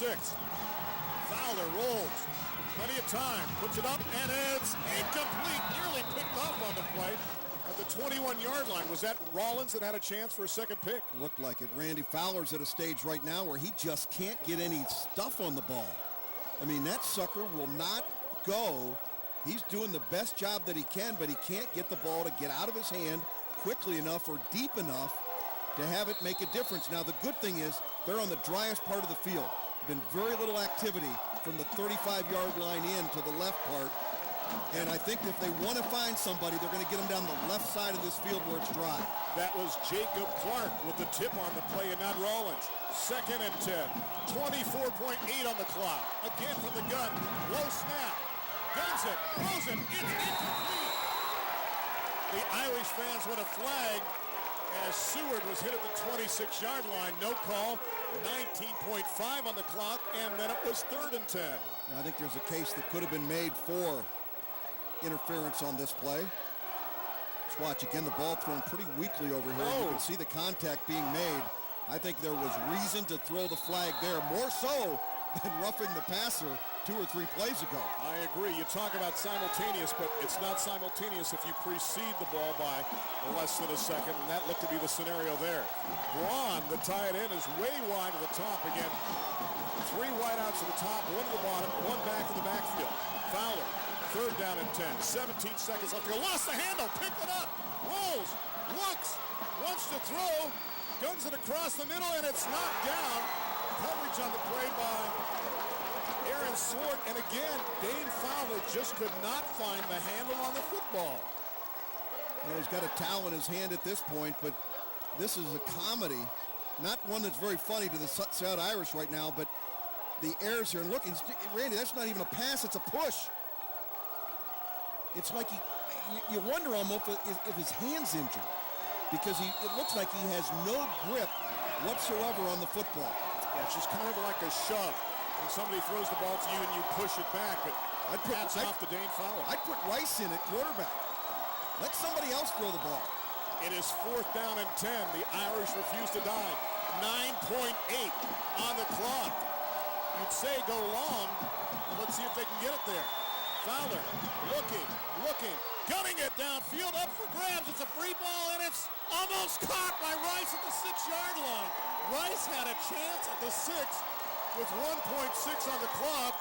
The ball rolls free harmlessly into the end zone, and this game has not been decided till there's 1.6 on the clock. Take a look one more time. This is close. This is not a thing of beauty. No style points here. Look at this. This ball is just flailing through the air, and a good defensive play by Aaron Swart. Really, it takes away the opportunity. You know, if Jason Rice comes up with that, Randy, it's miraculous because of the fact that Aaron Swart came in and tried to knock the ball down. It is victory formation time for Grove City. And Smurth-Wade is back out there. He will take a knee, and this roller coaster ride will end in a happy manner for the Dogs. They bark, they get a last bite.